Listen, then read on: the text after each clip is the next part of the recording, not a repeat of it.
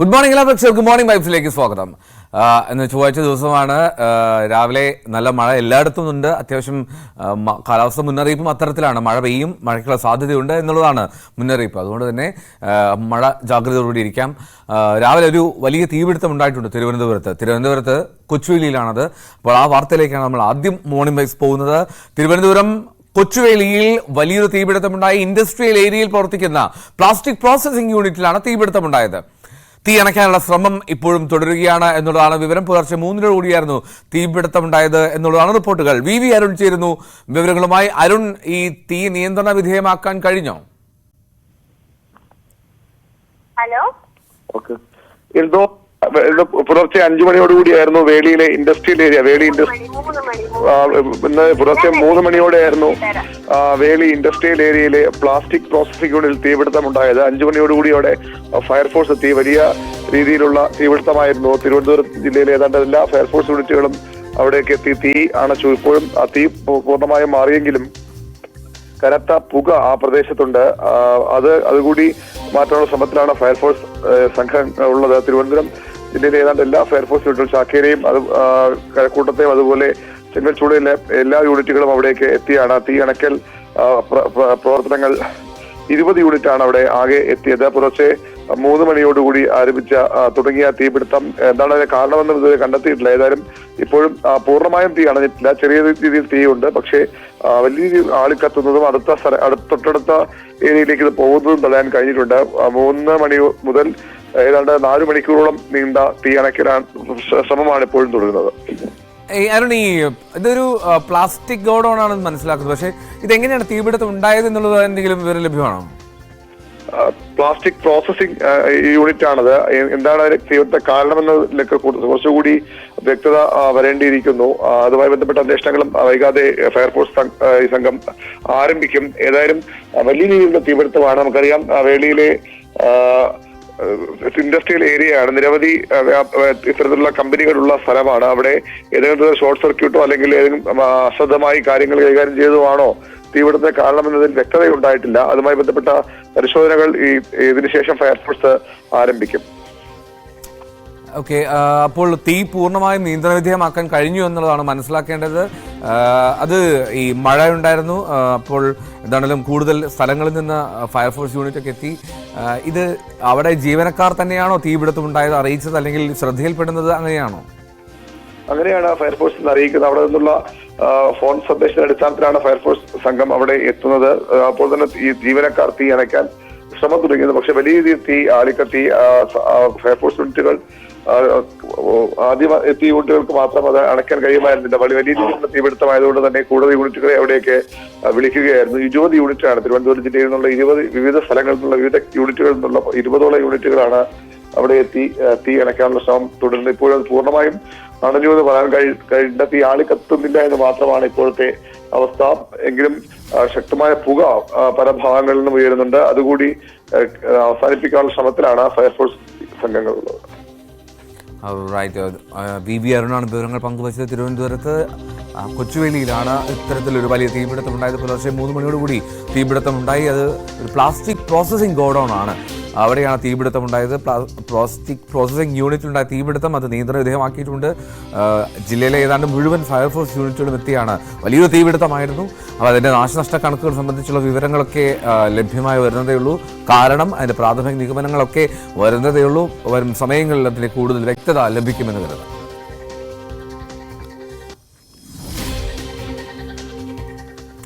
ഇനി ദിവസങ്ങളായി പ്രതിഷേധമാണ്. സംസ്ഥാനത്ത് +1 ക്ലാസുകൾ ആരംഭിക്കുമ്പോൾ പോലും പലർക്കും സീറ്റുകൾ ലഭിച്ചിട്ടില്ല, അഡ്മിഷൻ ലഭിച്ചിട്ടില്ല എന്നുള്ള പരാതികളൊക്കെ വ്യാപകമായി വരുന്നു, പ്രത്യേകിച്ച് മലബാർ മേഖലയിൽ. അപ്പോൾ അതിൻ്റെ പ്രതിഷേധം തുടരുന്നതിനിടെ വിദ്യാർത്ഥി സംഘടനകളുമായുള്ള വിദ്യാഭ്യാസ മന്ത്രി വി ശിവൻകുട്ടിയുടെ ചർച്ച അത് ഇന്നാണ്.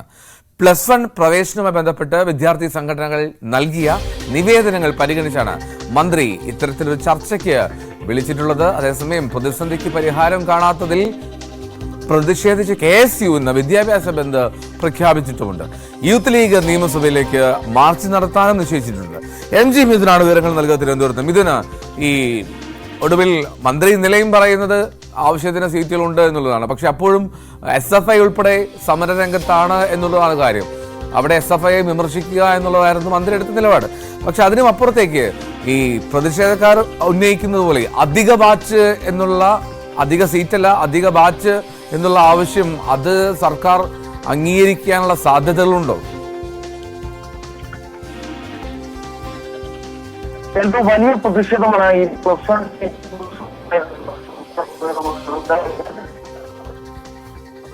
വലിയ ഉന്നയിക്കുകയും ചെയ്യുന്നു. കഴിഞ്ഞ ദിവസങ്ങളിലൊക്കെ മന്ത്രി വി ശിവൻകുട്ടിക്ക് നേരെ കരിങ്കൊടി കാണിക്കുന്ന തരത്തിലേക്ക് പ്രതിഷേധമാകുകയും ചെയ്യുന്നു.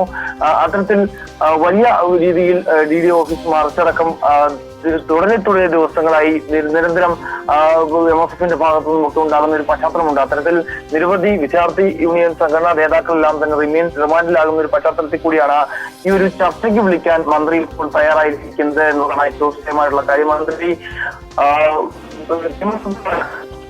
കാര്യങ്ങളുണ്ട്, അതായത് സംസ്ഥാനത്തില്ല. ഇതിന്റെ ടെലിഫോൺ കണക്ഷനിൽ പ്രശ്നമുണ്ട് എന്താണല്ലോ, അതുകൊണ്ടാണ് ശബ്ദത്തിലെ ഒരു പ്രശ്നം. അപ്പോൾ എന്താണെങ്കിലും പ്രതിഷേധം തുടരുകയാണ്. ഇതിനിടയിൽ ചർച്ചയുണ്ട്. വിദ്യാഭ്യാസ മന്ത്രി വിദ്യാർത്ഥി സംഘടന നേതാക്കളെ കാണും. എന്തായിരിക്കും ആ ചർച്ചയിലെ ഉരുത്തിരിഞ്ഞ് വരിക എന്നുള്ളതാണ് കാത്തിരുന്ന് കാണേണ്ടത്. കാരണം എല്ലാവരും ആഗ്രഹിക്കുന്നതും ആവശ്യപ്പെടുന്നതും അധിക ബാച്ചാണ്. അപ്പോൾ ഈ അധിക സീറ്റ് നൽകുക എന്നുള്ളതല്ല എന്നുള്ള പ്രശ്നം. അപ്പോൾ അതിലേക്ക് സർക്കാർ വഴങ്ങുമോ എന്നുള്ളതാണ് അറിയേണ്ടത്. ഇനി ഈ പ്രതിഷേധം നിൽക്കുമ്പോൾ ശ്രദ്ധിക്കേണ്ട ചില കാര്യങ്ങളുണ്ട്. അതിൽ പ്രധാനം എത്ര കുട്ടികൾക്ക് അഡ്മിഷൻ കിട്ടി എന്നുള്ളതൊക്കെയാണ്. മലബാറിൽ നിന്ന് അതിൻ്റെ ഒരു ഉദാഹരണം CV അനുമോദ് പങ്കുവയ്ക്കും. 3ാം അലോട്ട്മെന്റ് പൂർത്തിയായിട്ട് മലപ്പുറത്ത് +1 പ്രവേശനം ലഭിക്കാത്ത ആയിരക്കണക്കിന് വിദ്യാർത്ഥികളിൽ ഒരാളാണ് മലപ്പുറം മുള്ളമ്പാറ സ്വദേശിനി അനീന ഫാത്തിമ. 6A+ഓടുകൂടി 92% മുകളിൽ മാർക്ക് നേടിയിട്ടും അനീനയ്ക്ക് +1 പ്രവേശനം കിട്ടിയിട്ടില്ല. സർക്കാർ പ്രഖ്യാപിച്ച അധികമുള്ള അലോട്ട്മെന്റിലാണ് ഇനി അനീനയുടെയും കുടുംബത്തിന്റെയും പ്രതീക്ഷ. CV അനുമോദിന്റെ റിപ്പോർട്ടിലേക്ക്. 3ാം ഘട്ട അലോട്ട്മെന്റ് കഴിഞ്ഞിട്ടും +1 പ്രവേശനം കിട്ടാത്ത ഒരുപാട് കുട്ടികളുണ്ട് മലപ്പുറത്ത്. 92% മാർക്കുണ്ടായിട്ടും +1 പ്രവേശനം കിട്ടാത്ത ഒട്ടേറെ കുട്ടികളിൽ ഒരാളാണ് എന്നോടൊപ്പം ചേരുന്നത്. മോളുടെ പേര്? അനീന. എവിടെ പഠിച്ചിരുന്നത്? മഞ്ചേരി ബോയ്സിൽ. അപ്പോൾ എങ്ങനെയാണ്, നല്ല മാർക്ക് ഉണ്ടായിട്ടും +1 പ്രവേശനം കിട്ടാൻ കാത്തിരിക്കുകയാണല്ലോ, എവിടേക്കാണ് അപേക്ഷ കൊടുത്തത്, എന്തൊക്കെയാണ് അതിന്റെ വിവരങ്ങൾ? 17 സ്കൂളോളം കൊടുത്തിട്ടുണ്ട്. നമുക്ക് സയൻസ് ആണ് വേണ്ടത്, സയൻസ് പഠിക്കാനാണ് ആഗ്രഹം. അപ്പൊ സയൻസ് ആണ് നമ്മള് ഫസ്റ്റ് ഒക്കെ കൊടുത്തത്. മഞ്ചേരി, മലപ്പുറം അങ്ങനെയൊക്കെ സ്കൂളെല്ലാം കൊടുത്തിട്ടുണ്ട്. ലാസ്റ്റ് 2 സ്കൂളിലായിട്ട് കൊമേഴ്സും കൊടുത്തിട്ടുണ്ട്. ഇതുവരെ 3rd അലോട്ട്മെന്റ് ആയിട്ട് ഇതുവരെ വന്നിട്ടില്ല. ഒന്നും വന്നിട്ടില്ല. 92% മാർക്കാണല്ലോ ആകെ. 92% മാർക്കുണ്ട്. എങ്ങനെ, എത്ര A+? 6A+ ഉണ്ട്, 1Aയും 3B+. എന്താണ് ഇനിയിപ്പോ ഈ 3ാം ഘട്ട അലോട്ട്മെന്റ് ആയിട്ടും കിട്ടാത്ത നിരാശയുണ്ടോ? നല്ല സങ്കടമുണ്ട്. ഇന്നിപ്പോ സ്കൂളൊക്കെ തുറന്നു, എല്ലാവരും ഇപ്പൊ സ്കൂൾക്കൊക്കെ പോകുന്നുണ്ട്. ഞാൻ ഇവിടെ വീട്ടിലിങ്ങനെ നിക്കാണ്. ഇനി എന്താവും അറിയില്ല. ഒപ്പം പഠിച്ചവർക്കൊക്കെ കിട്ടിയോ? ഒപ്പം പഠിച്ചവർക്കൊക്കെ കിട്ടിയിട്ടുണ്ട്. മാർക്ക് കുറഞ്ഞവർക്ക് വരെ കിട്ടിയിട്ടുണ്ട്, മാത്രം കിട്ടിയില്ല. ഇത് അന്വേഷിക്കുമ്പോൾ എന്താ പറയുന്നത് സ്കൂളിൽ നിന്നൊക്കെ? സപ്ലിമെന്ററി ഉണ്ടല്ലോ, അതിൽ കിട്ടേക്കാരെന്നൊക്കെ പറഞ്ഞു. ഇനി 1 മാസത്തോളം കഴിയുമ്പോത്തിന് നമുക്ക് പാഠങ്ങളൊക്കെ പോവല്ലേ, അത് നമുക്ക് തിരിച്ചു കിട്ടൂലല്ലോ. നമുക്ക് ആരാവാനാണ് ആഗ്രഹം? ഡോക്ടർ ആവണമെന്നാണ് ആഗ്രഹം. ഇനി അത് സയൻസ് കിട്ടിയാൽ നമുക്ക് പഠിക്കും. അതിനൊപ്പം തന്നെ ഈ നീറ്റിനുള്ള പ്രാക്ടീസ് ഒക്കെ തുടങ്ങേണ്ടി വരും അല്ലേ? നീറ്റ് നമ്മള് വീട്ടിൽ നിന്നുള്ള ഇതിൽ നോക്കും. ഇത് എന്തുകൊണ്ടാണ് ഇങ്ങനെ പ്രവേശനം കിട്ടാതിരിക്കുന്നത്, എന്താ മനസ്സിലാക്കുന്നത്? അധ്യാപകരോടൊക്കെ സംസാരിക്കുമ്പോൾ എന്താ അവരൊക്കെ പറഞ്ഞത്? സീറ്റ് ഇല്ലാന്നാണ് പറയണത്. സർക്കാർ ബാച്ചുകൾ കൂട്ടിയാലേ നമുക്ക് പഠിക്കാൻ പറ്റുള്ളൂ. സീറ്റ് കൂട്ടിയോണ്ട് ഞങ്ങൾക്ക് എല്ലാവർക്കും പഠിക്കാൻ പറ്റിക്കോണെന്ന് വരില്ല. ബാച്ച് കൂട്ടിയാല് ഇന്നെ പോലെ കുറെ കുട്ടികൾക്ക് പഠിക്കാൻ പറ്റും. സമരങ്ങളിലൊക്കെ പങ്കെടുത്തിരുന്നോ? പ്രതിഷേധങ്ങളിലൊക്കെ ഉണ്ടായിരുന്നു? കളക്ടർക്ക് പരാതി കൊടുത്തിട്ടുണ്ട്. ഇത് ഇപ്പൊ സർക്കാർ പറയുന്നത് 3ാം ഘട്ട അലോട്ട്മെന്റ് കഴിഞ്ഞിട്ട് ബാക്കിയുണ്ടെങ്കിൽ സീറ്റ് അനുവദിക്കും, ബാച്ച് അനുവദിക്കും എന്നൊക്കെയാണ്. അതിൽ പ്രതീക്ഷയുണ്ടോ? വലിയ പ്രതീക്ഷയൊന്നുമില്ല. ഇനി കിട്ടുമെന്ന് എനിക്ക് അറിയില്ല. എന്താ ചെയ്യാൻ പോണത് കിട്ടിയില്ലെങ്കിൽ? ഇനി പിന്നെ കിട്ടില്ലെങ്കിൽ പൈസ കൊടുത്ത് പ്രൈവറ്റ് പോവേണ്ടി വരല്ലോ, അതല്ലാതെ വേറെ വഴിയില്ലല്ലോ. സാഹചര്യം ഉണ്ടാവാതിരിക്കട്ടെ. അങ്ങനെ സാഹചര്യം ഉണ്ടാവാതിരിക്കട്ടെ. മലപ്പുറത്തെ ഒരുപാട് പെൺകുട്ടികളുടെ പ്രതിനിധിയായിട്ടാണ് ഈ കുട്ടി ഇപ്പോൾ പറഞ്ഞിട്ടുള്ളത്. ഇനിയും പ്രവേശനം കിട്ടാതെ കാത്തിരിക്കുന്ന നിരവധി പേരിൽ ഒരാൾ, നല്ല മാർക്കുണ്ടായിട്ടും ഉപരിപഠനത്തിന് ഇനി സർക്കാരിന്റെ കനിവ് കാത്തിരിക്കുന്നവരിലൊരാൾ. എന്താണെങ്കിലും സർക്കാർ അധിക ബാച്ച് അനുവദിക്കും എന്ന പ്രതീക്ഷ തന്നെയാണ് ഈ കുഞ്ഞും പങ്കുവയ്ക്കുന്നത്. അഖിൽ ഒട്ടുപാറയ്ക്കൊപ്പം CV അനുമോദ്, ന്യൂസ് 18. അനീനെ പോലുള്ള ഒരു വിദ്യാർത്ഥികളുടെ ഒരു ആശങ്ക അത് പരിഹരിക്കപ്പെടേണ്ടതാണ്. കാരണം 6A+, 92% മാർക്ക് അത്ര ലഭിച്ചിട്ടും ഇഷ്ടമുള്ള ഒരു കോഴ്സിന് ചേരാൻ കഴിയുന്നില്ല എന്നുള്ളത് അത് ആശങ്കപ്പെടുത്തുന്ന കാര്യം തന്നെയാണ്. എന്നാലും അനുമോദാണ് അനീനയെ കണ്ടെത്തി പ്രേക്ഷകരുടെ മുന്നിലേക്ക് എത്തിച്ചത്. ഇനി +1 സീറ്റ് പ്രതിസന്ധിക്ക് പരിഹാരം കാണാത്തതിൽ പ്രതിഷേധിച്ചതിന് KSUവിന്റെ വിദ്യാഭ്യാസ ബന്ധാണ് നേരെ സൂചിപ്പിച്ചു. സംസ്ഥാന വ്യാപകമായി പഠിപ്പ് മുടക്കും പ്രതിഷേധ പരിപാടികളും KSU ആഹ്വാനം ചെയ്തിട്ടുണ്ട്. കഴിഞ്ഞ ദിവസം മലപ്പുറത്തും കോഴിക്കോടും നടന്ന പ്രതിഷേധങ്ങൾ പോലീസുമായുള്ള സംഘർഷത്തിൽ കലാശിച്ചിരുന്നു. തിരുവനന്തപുരത്ത് വിദ്യാഭ്യാസ മന്ത്രിക്കെതിരെ പ്രതിഷേധം ശക്തമാക്കാനാണ് KSU ജില്ലാ കമ്മിറ്റിയുടെ തീരുമാനം.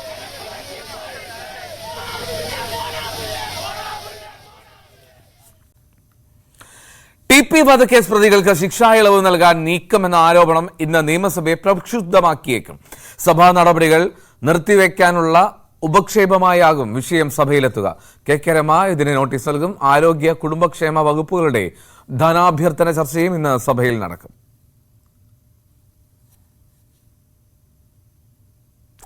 മുതലപ്പുഴയിലെ അപകട പരമ്പര ഇന്ന് നിയമസഭയിൽ പ്രതിപക്ഷം ഉന്നയിക്കും. സഭ നിർത്തിവെക്കാനുള്ള ഉപക്ഷേപമായിട്ടാകും പ്രതിപക്ഷം സഭയിൽ കൊണ്ടുവരിക.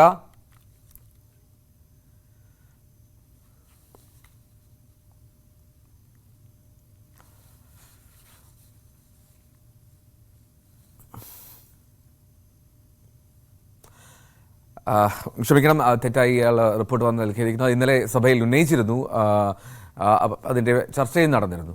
ഇനി കമ്മിറ്റികളിൽ മുഖ്യമന്ത്രിക്കും ഭരണത്തിനുമെതിരെ ഉയരുന്ന വിമർശനങ്ങൾക്കൊപ്പം മുന്നണി കൺവീനർ EP ജയരാജനെതിരെയും ശക്തമായ നീക്കമാണ് CPM-ൽ നടക്കുന്നത്. BJP നേതാക്കളെ കണ്ടത് വോട്ടെടുപ്പ് ദിവസം സ്ഥിരീകരിച്ച EP-യുടെ നടപടി തോൽവിയുടെ കാരണങ്ങളിൽ ഒന്നായിട്ടാണ് ജില്ലാ കമ്മിറ്റികളിൽ വിമർശിക്കപ്പെടുന്നത്. ഇക്കാര്യത്തിൽ ഗൗരവമായ പരിശോധന ഉണ്ടാകുമെന്ന് സംസ്ഥാന സെക്രട്ടറി MV ഗോവിന്ദനും വ്യക്തമാക്കി കഴിഞ്ഞു.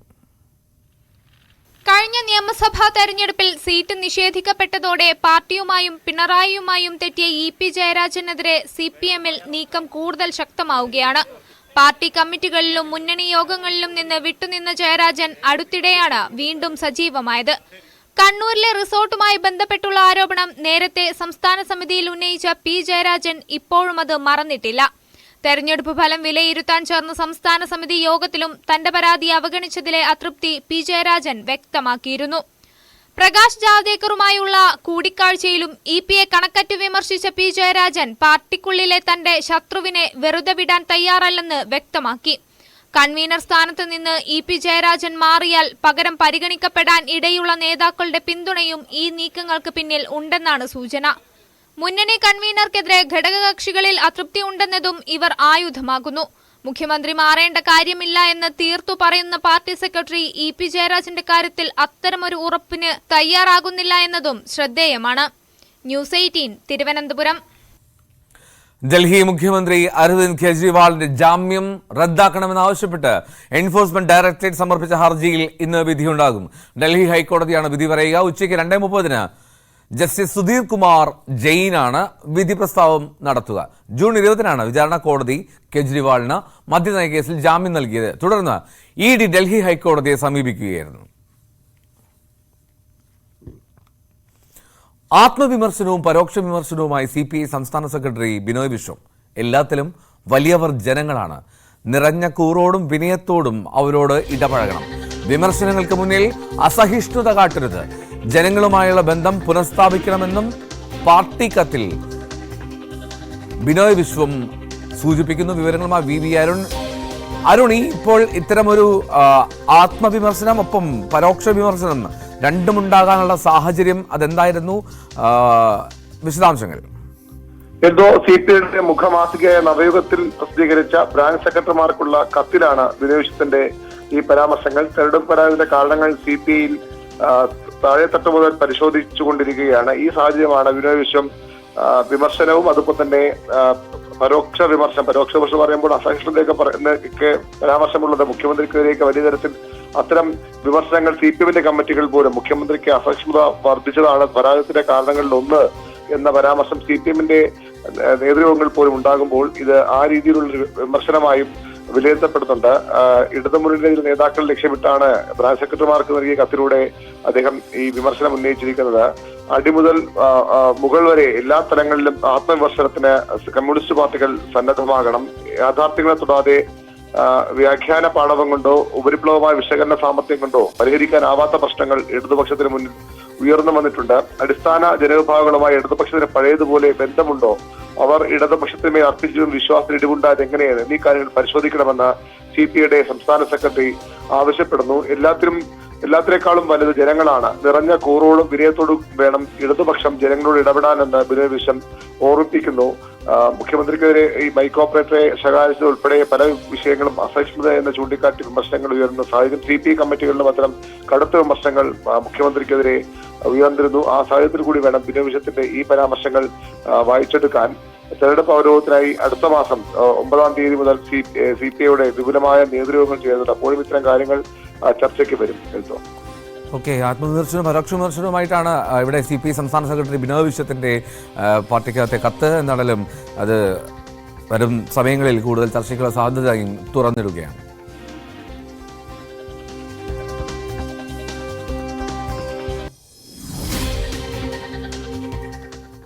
Air India കൈയൊഴിഞ്ഞു. ജീവിതം വഴിമുട്ടി പ്രവാസി നമ്പി രാജേഷിന്റെ ഭാര്യയും പിഞ്ചുമക്കളും. എയർ ഇന്ത്യ തന്നെയാണ് ഭർത്താവിന്റെ മരണത്തിന് ഉത്തരവാദിയെന്ന് നമ്പി രാജേഷിന്റെ ഭാര്യ അമൃത പ്രതികരിക്കുന്നു.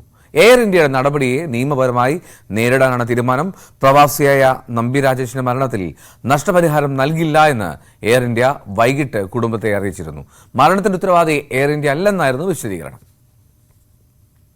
മെയ് 8-9 തീയതികളിലായിരുന്നു എയർ ഇന്ത്യയിലെ ക്യാബിൻ ക്രൂകൾ പ്രതീക്ഷിത സമരം, സിക്ക് ലീവ് റിപ്പോർട്ട് സമരം നടത്തിയത്. നമുക്കറിയാം, വലിയ ബുദ്ധിമുട്ട് നിരവധി ആളുകൾക്ക്, യാത്രക്കാർക്ക്, അത് വിദ്യാർത്ഥികൾക്കും ജോലിയുള്ളവർക്കും കുടുംബങ്ങൾക്കും ഒക്കെ ഉണ്ട്. പക്ഷേ ഏറ്റവും പരിഹരിക്കാൻ കഴിയാത്ത നഷ്ടമുണ്ടായത് ഇവിടെ ഈ കരമനയിലുള്ള അമൃതയ്ക്കും കുട്ടികൾക്കുമാണ്. അവരുടെ അമൃതയുടെ ഭർത്താവ് രാജേഷ് ഈ സമയത്ത് ഹൃദയ സംബന്ധ അസുഖമാണ് ചികിത്സയിലായിരുന്നു. പിന്നീട് അദ്ദേഹത്തിന്റെ രോഗം മൂർച്ഛിക്കുകയും അമൃതയോടെ പോകാൻ നിൽക്കുകയായിരുന്നു. പക്ഷേ ഈ സമരം കാണാൻ അവർക്ക് പോകാൻ കഴിയില്ല. എന്താണ് ഇപ്പോൾ എയർ ഇന്ത്യയുടെ ഒരു മറുപടി വന്നിരിക്കുന്നത്?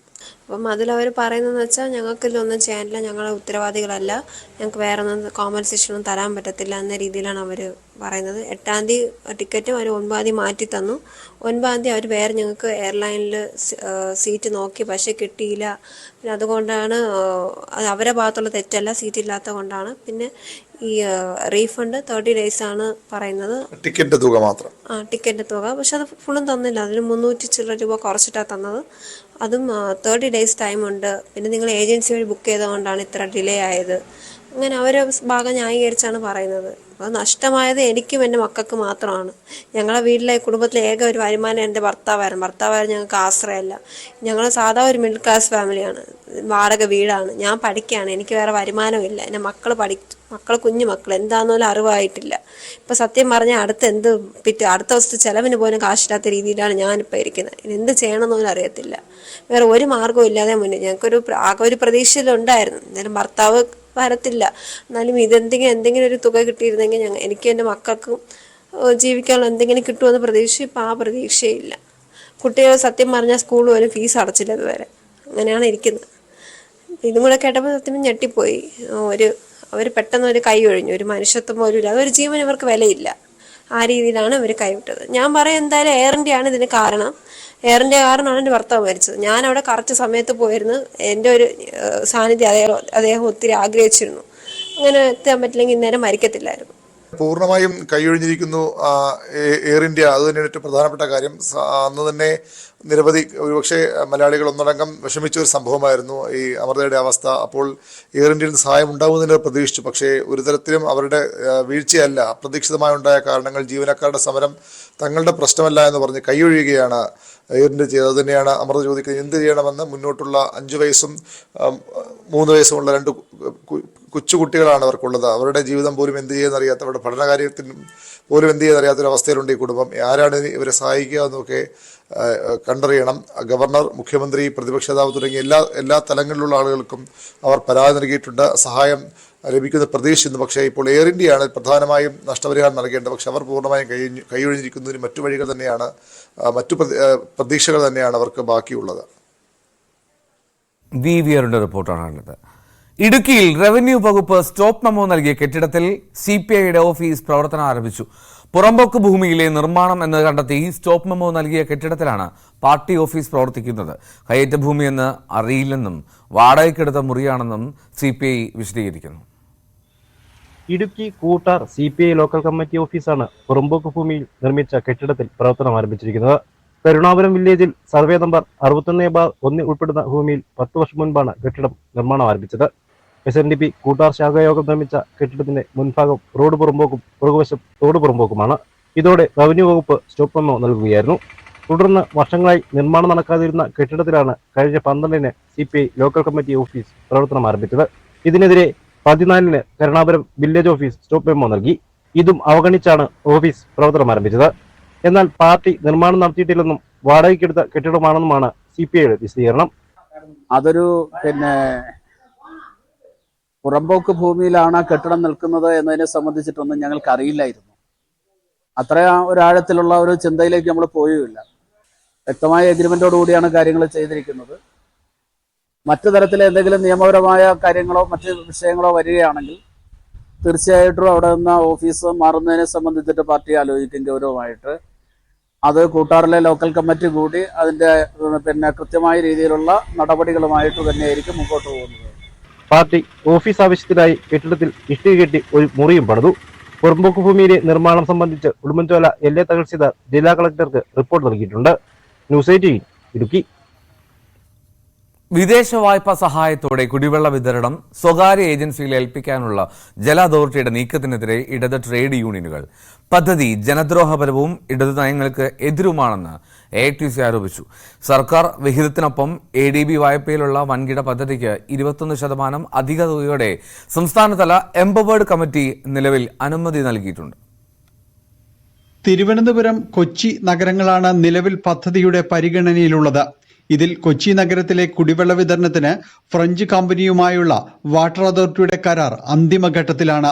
2511 കോടി രൂപയുടെ പദ്ധതിയിൽ കുടിവെള്ള വിതരണം ഫ്രഞ്ച് കമ്പനിയായ സോയൂസ് പ്രൊജക്ട് പ്രൈവറ്റ് ലിമിറ്റഡിന് കരാർ നൽകാനാണ് തീരുമാനം. ജല അതോറിറ്റിയിലെ യൂണിയനുകളും ഓഫീസ് സംഘടനകളുമെല്ലാം ഈ പദ്ധതിയെ എതിർത്തിരുന്നു. കുടിവെള്ള വിതരണം സ്വകാര്യവൽക്കരിച്ചാൽ കുടിവെള്ളത്തിന്റെ റീഡിംഗ് എടുക്കുന്നതും അതിന്റെ താരീഫ് നിശ്ചയിക്കുന്നതും കുടിവെള്ളത്തിന്റെ സ്രോതസ്സിനെ സംബന്ധിച്ചുള്ള അവകാശവുമൊക്കെ ഭാവിയിൽ, അനധിവിദൂരമല്ലാത്ത ഭാവിയിൽ കോർപ്പറേറ്റുകളുടെ കയ്യിലേക്ക് പോകുമോ എന്ന ആശങ്കയുണ്ട്. ADBയുടെ വായ്പയ്ക്ക് വേണ്ടി ഘടനാപരമായ ഒരു പരിഷ്കാരമാണ് വാസ്തവത്തിൽ ഇപ്പോൾ വാട്ടർ അതോറിറ്റി പരിശ്രമിക്കുന്നത്. അത് തീർത്തും ജനവിരുദ്ധമാണ്. അത് ഇടതുപക്ഷ ജനാധിപത്യ മുന്നണിയുടെ നയമല്ല. അതുകൊണ്ട് കേരള വാട്ടർ അതോറിറ്റി ഈ വിഷയത്തിൽ നിന്ന് പിൻവാങ്ങണം എന്ന് AITC ആവശ്യപ്പെടുകയാണ്. പദ്ധതി തുകയുടെ 24% നൽകണമെന്നായിരുന്നു കമ്പനിയുടെ ആവശ്യമെങ്കിലും എസ്റ്റിമേറ്റിൽ നിന്ന് 21% വർധന നൽകാൻ ഉദ്യോഗസ്ഥ തലത്തിലുള്ള കമ്മിറ്റി തീരുമാനിച്ചു. ഇക്കാര്യത്തിൽ ഇനി അന്തിമ തീരുമാനമെടുക്കേണ്ടത് സർക്കാരാണ്. വിദേശ വായ്പകളോടുള്ള ഇടതു നയങ്ങളും തൊഴിലാളി സംഘടനകളുടെ എതിർപ്പും സർക്കാർ തീരുമാനത്തിൽ നിർണായകമായേക്കാം. ന്യൂസ് 18 കൊച്ചി. എന്തായാലും മറ്റു വാർത്തയിലെ ലോക്സഭയിൽ MP-മാരുടെ സത്യപ്രതിജ്ഞ അത് പുരോഗമിക്കുകയാണ്. ഇന്നും അത് തുടരും. 262 MP-മാരാണ് ഇന്നലെ ചുമതലയേറ്റത്. രാഹുൽ ഗാന്ധി അടക്കമുള്ള MP-മാർ ഇന്നാണ് സത്യപ്രതിജ്ഞ ചെയ്യുക. നാളെയാണ് സ്പീക്കർ തെരഞ്ഞെടുപ്പ്. രാകേഷ് ചേരുന്നു. രാകേഷ്, ഇന്ന് സത്യപ്രതിജ്ഞ തുടരുന്നു. അപ്പോൾ ഏതൊക്കെ, രാഹുൽ ഗാന്ധി ഉൾപ്പെടെ ഏതൊക്കെ പ്രമുഖരാണ് ഇനി സത്യപ്രതിജ്ഞ ചെയ്യാനുള്ളത്? എൽദോ, പാർലമെന്റ് സമ്മേളനത്തിന്റെ 2ാം ദിനമാണ് ഇന്നലെ 262 പേര് മാത്രമാണ് സത്യപ്രതിജ്ഞ ചെയ്തത്. പ്രധാനമന്ത്രി അടക്കമുള്ള നേതാക്കൾ, കേന്ദ്രമന്ത്രിമാർ തുടങ്ങിയവർ സത്യപ്രതിജ്ഞ ചെയ്തു. തുടർന്ന് അക്ഷരക്രമത്തിലാണ് സത്യപ്രതിജ്ഞ നടക്കുകയും ചെയ്തത്. ഇന്ന് ഏതായാലും മറ്റ് MP-മാർ സത്യപ്രതിജ്ഞ ചെയ്യേണ്ടിയിരിക്കുന്നു. പ്രത്യേകിച്ച് മഹാരാഷ്ട്രയിലെ മുഴുവൻ സത്യപ്രതിജ്ഞ ഇതുവരെ പൂർത്തിയായിട്ടില്ല. അംഗങ്ങൾ മാത്രമാണ് സത്യപ്രതിജ്ഞ ചെയ്തിട്ടുള്ളത്. അപ്പോൾ ഇന്ന് സ്വാഭാവികമായും ഒഡീഷ, ഒപ്പം തന്നെ ഉത്തർപ്രദേശ്, തെലങ്കാന, പശ്ചിമ ബംഗാൾ, തമിഴ്നാട് തുടങ്ങിയ സംസ്ഥാനങ്ങളിലൊക്കെ തന്നെ അംഗങ്ങൾ സത്യപ്രതിജ്ഞ ചെയ്യേണ്ടതുണ്ട്. രാഹുൽ ഗാന്ധിയുടെ സത്യപ്രതിജ്ഞ ഇന്നാണ്. കാരണം 2 മണ്ഡലങ്ങളിൽ നിന്ന് അദ്ദേഹം വിജയിച്ചിരുന്നു. കേരളത്തിൽ നിന്നായിരുന്നെങ്കിൽ ഇന്നലെ സത്യപ്രതിജ്ഞ ചെയ്യേണ്ടിയിരുന്നതാണ്. പക്ഷേ കേരളത്തിലെ അംഗത്വം രാജിവെച്ചു, റായ്ബറേലി നിലനിർത്തുകയും ചെയ്തു. അപ്പോൾ രാഹുൽ ഗാന്ധിയുടെ സത്യപ്രതിജ്ഞ ഇന്നാണ്. സമാജ്വാദി പാർട്ടി നേതാവ് അഖിലേഷ് യാദവിന്റെ സത്യപ്രതിജ്ഞ ഇന്നാണ്. ഒപ്പം പശ്ചിമ ബംഗാളിൽ നിന്ന് തൃണമൂൽ കോൺഗ്രസ് നേതാവ് മഹുവ മൊയ്ത്രയുടെ സത്യപ്രതിജ്ഞയും ഇന്നാണ്. അങ്ങനെ മറ്റ് അംഗങ്ങൾ കൂടി ഇന്ന് ഏതായാലും സത്യപ്രതിജ്ഞ ചെയ്യുകയാണ്. ഇന്ന് വൈകിട്ട് വരെ സത്യപ്രതിജ്ഞ ചടങ്ങുകൾ നടക്കും. അത്തരം ലോക്സഭയുടെ ഷെഡ്യൂൾ പ്രകാരം വൈകിട്ട് 6 മണി വരെ സത്യപ്രതിജ്ഞ ചടങ്ങുകൾ നിശ്ചയിക്കുകയും ചെയ്തിട്ടുണ്ട്. നാളെയാണ് സ്പീക്കർ തെരഞ്ഞെടുപ്പ് നടക്കുന്നത്. ഇന്ന് ഉച്ചയ്ക്ക് 12 മണിക്ക് മുമ്പായി സ്പീക്കർ സ്ഥാനാർത്ഥി ആരെന്ന് അറിയാനും സാധിക്കും. അതായത് 12 മണിക്ക് മുമ്പാണ് ഇതിനായുള്ള അപേക്ഷ പത്രിക നൽകേണ്ടത്. ഏതായാലും BJP-യിൽ നിന്ന് ഓം ബിർള കഴിഞ്ഞ 17ാം ലോക്സഭയുടെ സ്പീക്കറായ ഓം ബിർള തന്നെ BJP നേതാവായ രാജസ്ഥാനിലെ കോട്ടയിൽ നിന്നുള്ള അംഗമായ ഓം ബിർള തന്നെ വന്നേക്കുമെന്ന റിപ്പോർട്ടുകളുണ്ട്. പക്ഷേ ഔദ്യോഗികമായ സ്ഥിരീകരണം BJPയുടെ ഭാഗത്തുനിന്ന് ഇതുവരെ ഉണ്ടായിട്ടില്ല. BJP വ്യക്തമാക്കുന്നത് NDA കക്ഷികളുമായി ഈ വിഷയത്തിൽ ചർച്ച നടത്തുന്നുവെന്നാണ്. നേരത്തെ TDP അടക്കം സ്പീക്കർ സ്ഥാനത്തിന് അവകാശവാദം ഉന്നയിച്ചിരുന്നെങ്കിലും സ്പീക്കർ സംബന്ധിച്ച കാര്യത്തിൽ TDP ഒരു വിട്ടുവീഴ്ചയ്ക്ക് ഇപ്പോൾ തയ്യാറായിരിക്കുന്നതെന്നാണ് പ്രധാനപ്പെട്ട കാര്യം. ഏതായാലും TDP നേതാക്കളും പ്രതികരിച്ചിരിക്കുന്ന ഒരു അന്തിമ തീരുമാനം ഇതുവരെ ഉണ്ടായിട്ടില്ല എന്നുള്ളതാണ്. അപ്പോൾ 10 മണിയോട് കൂടിയെങ്കിലും ആരായിരിക്കും സ്പീക്കർ സ്ഥാനാർത്ഥി എന്ന് അറിയാൻ സാധിക്കുകയും ചെയ്യും. ഏതായാലും ഡെപ്യൂട്ടി സ്പീക്കർ പദവി വിട്ടുവീഴ്ചയില്ലെന്ന നിലപാടിൽ തന്നെയാണ് പ്രതിപക്ഷമുള്ളത്. കാരണം കീഴ്വഴക്കമനുസരിച്ച് പ്രതിപക്ഷത്തിന് നൽകി വരുന്നൊരു പദവിയാണ് ഡെപ്യൂട്ടി സ്പീക്കർ പദവി. പക്ഷേ കഴിഞ്ഞ ലോക്സഭയുടെ കാലത്ത് ആ പദവി പൂർണ്ണമായും ഒഴിച്ചിട്ടിരിക്കുകയായിരുന്നു. ഡെപ്യൂട്ടി സ്പീക്കർ 17ാം ലോക്സഭയിൽ ഉണ്ടായിരുന്നില്ല.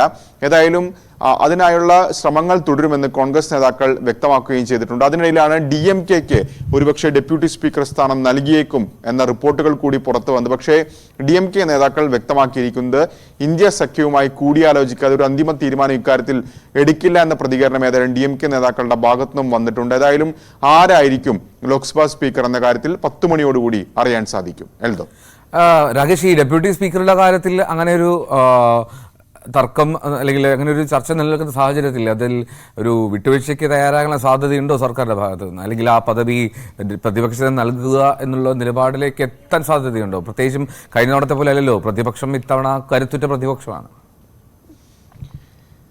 ഡെപ്യൂട്ടി സ്പീക്കർ സ്ഥാനം കീഴ്വഴക്കമനുസരിച്ച് പ്രതിപക്ഷ കക്ഷികൾക്ക് നൽകേണ്ടതാണ്. 2014 വരെ പോലും അത്തരത്തിൽ NDAയുടെ ഭാഗമല്ലാത്ത കക്ഷികൾക്ക് ലഭിച്ചിട്ടുമുണ്ട് ഡെപ്യൂട്ടി സ്പീക്കർ പദവി. കാരണം 2014 സഭയിൽ കോൺഗ്രസ് കഴിഞ്ഞാലുള്ള ഏറ്റവും BJPയും കോൺഗ്രസും കഴിഞ്ഞാലുള്ള ഏറ്റവും പ്രധാനപ്പെട്ട അല്ലെങ്കിൽ വലിയ കക്ഷി ADMK ആയിരുന്നു. 37 സീറ്റ് ഉണ്ടായിരുന്നു. ADMKയിൽ നിന്ന് തമ്പിദുരയായിരുന്നു അന്ന് ഡെപ്യൂട്ടി സ്പീക്കർ. കോൺഗ്രസിനല്ല നൽകിയിരുന്നത്. അപ്പോഴും ADMK NDAയുടെ ഭാഗമായിരുന്നില്ല. ഇപ്പോഴും ഏതായാലും അത്തരമൊരു നീക്കമാണ് ഇപ്പോൾ സർക്കാരിന്റെ ഭാഗത്ത് നടക്കുന്നത്. കാരണം ഇന്ത്യ സഖ്യത്തിലെ പ്രധാനപ്പെട്ട കക്ഷിയാണ് DMK. അപ്പോൾ കോൺഗ്രസിന് നൽകാതെ DMKക്ക് ഡെപ്യൂട്ടി സ്പീക്കർ സ്ഥാനം നൽകാനുള്ള നീക്കങ്ങൾ ഏതായാലും സർക്കാർ തലത്തിൽ നടക്കുന്നുണ്ട്. ഒരു അന്തിമ തീരുമാനത്തിലേക്ക് ഇക്കാര്യത്തിൽ എത്തിയിട്ടില്ല. പക്ഷേ DMK ഇക്കാര്യത്തിൽ എന്ത് ചെയ്യും? ഏതായാലും കോൺഗ്രസുമായി ചർച്ച നടത്താതെ DMK അതിലൊരു തീരുമാനമെടുക്കാനുള്ള സാധ്യത വളരെ കുറവാണ്. അങ്ങനെ ഇല്ല എന്ന് തന്നെ പറയാം. പക്ഷേ ഡെപ്യൂട്ടി സ്പീക്കർ സ്ഥാനം പ്രതിപക്ഷത്തിന് നൽകാൻ തയ്യാറായില്ലെങ്കിൽ സമവായത്തിനല്ല സർക്കാർ ഉള്ളത്. കഴിഞ്ഞ കാലങ്ങളിലേതുപോലെ മുന്നോട്ട് പോകാനുള്ള നീക്കം തന്നെയായിരിക്കും സർക്കാരിന്റെ ഭാഗത്ത് നടക്കുക. എന്നാൽ കഴിഞ്ഞ തവണത്തെ പോലെയല്ല സാഹചര്യം. BJPക്ക് ഒറ്റയ്ക്ക് ഭൂരിപക്ഷമില്ല. NDA എന്ന ബ്ലോക്കായി തന്നെയാണ് ഭൂരിപക്ഷം തേക്കുന്നത്. അപ്പോൾ അത്തരമൊരു കടുത്ത നിലപാടിലേക്ക് സർക്കാർ പോകുമോ എന്നാണ് അറിയേണ്ട വിഷയം. ഏതായാലും ലോക്സഭാ സ്പീക്കർ തെരഞ്ഞെടുപ്പ് കഴിഞ്ഞാൽ ഡെപ്യൂട്ടി സ്പീക്കർ സംബന്ധിച്ച തീരുമാനത്തിലേക്കും ഔദ്യോഗികമായി എത്തുകയും ചെയ്യും. ഏതായാലും ഇന്നോ നാളെയായി ഇക്കാര്യത്തിൽ ഒരു തീരുമാനം ഉണ്ടാകുമെന്നാണ് പ്രതീക്ഷിക്കപ്പെടുന്നത്.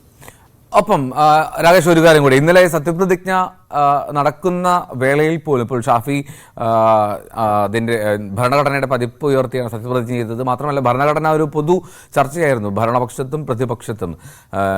ആദ്യ ദിവസത്തിൽ തന്നെ കൃത്യമായിട്ടുള്ള ഒരു പ്രതിഷേധ സ്വരം ഉയർത്താനും പ്രതിപക്ഷത്തിന് കഴിഞ്ഞു എന്നുള്ളതാണ്. ഇന്ന് അത്തരത്തിൽ എന്തെങ്കിലും സാഹചര്യങ്ങളുണ്ടോ, പ്രത്യേകിച്ചും നീറ്റിന്റെ പ്രശ്നങ്ങൾ നിലനിൽക്കുന്ന സാഹചര്യത്തിൽ? എൽദോ, ഇന്നും സമാനമായ രീതിയിലുള്ള രംഗങ്ങൾക്ക് സാധ്യതയുണ്ട്, തള്ളിക്കളയാൻ കഴിയില്ല. കാരണം കഴിഞ്ഞൊരു 10 വർഷത്തെ കണക്കെടുക്കുകയാണെങ്കിൽ പ്രതിപക്ഷത്തിന് ഒരു ഊർജ്ജം ലഭിച്ച തെരഞ്ഞെടുപ്പായിരുന്നു 2024 ഈ കഴിഞ്ഞ തെരഞ്ഞെടുപ്പ്.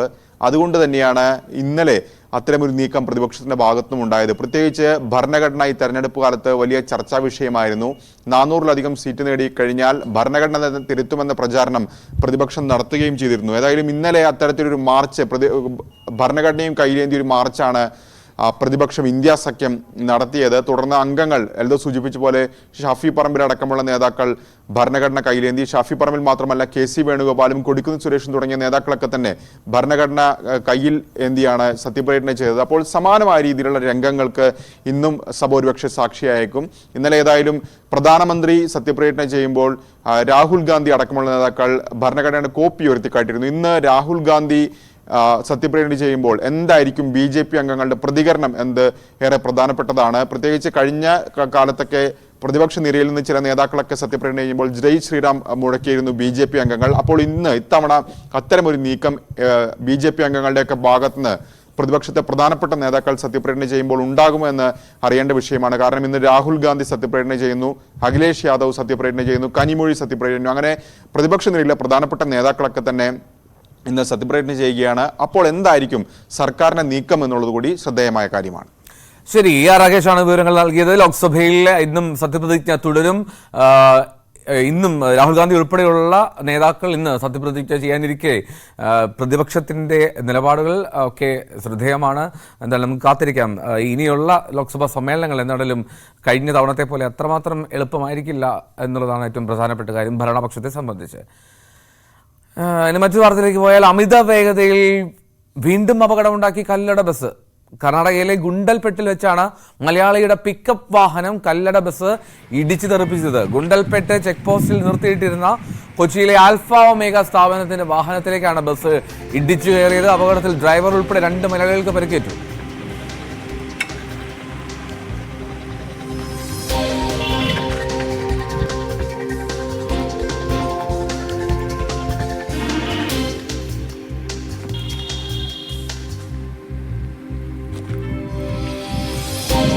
നവമി ദിനേശ് ചേരുന്നു വിവരങ്ങളുമായി. നവമി, കഴിഞ്ഞ ദിവസം കൊച്ചിയിൽ മാടവനയിൽ കല്ലട ബസിന്റെ അമിത വേഗമാണ് അപകട കാരണമെന്ന് വ്യക്തമാക്കിയതേ ഉണ്ടായിരുന്നുള്ളൂ.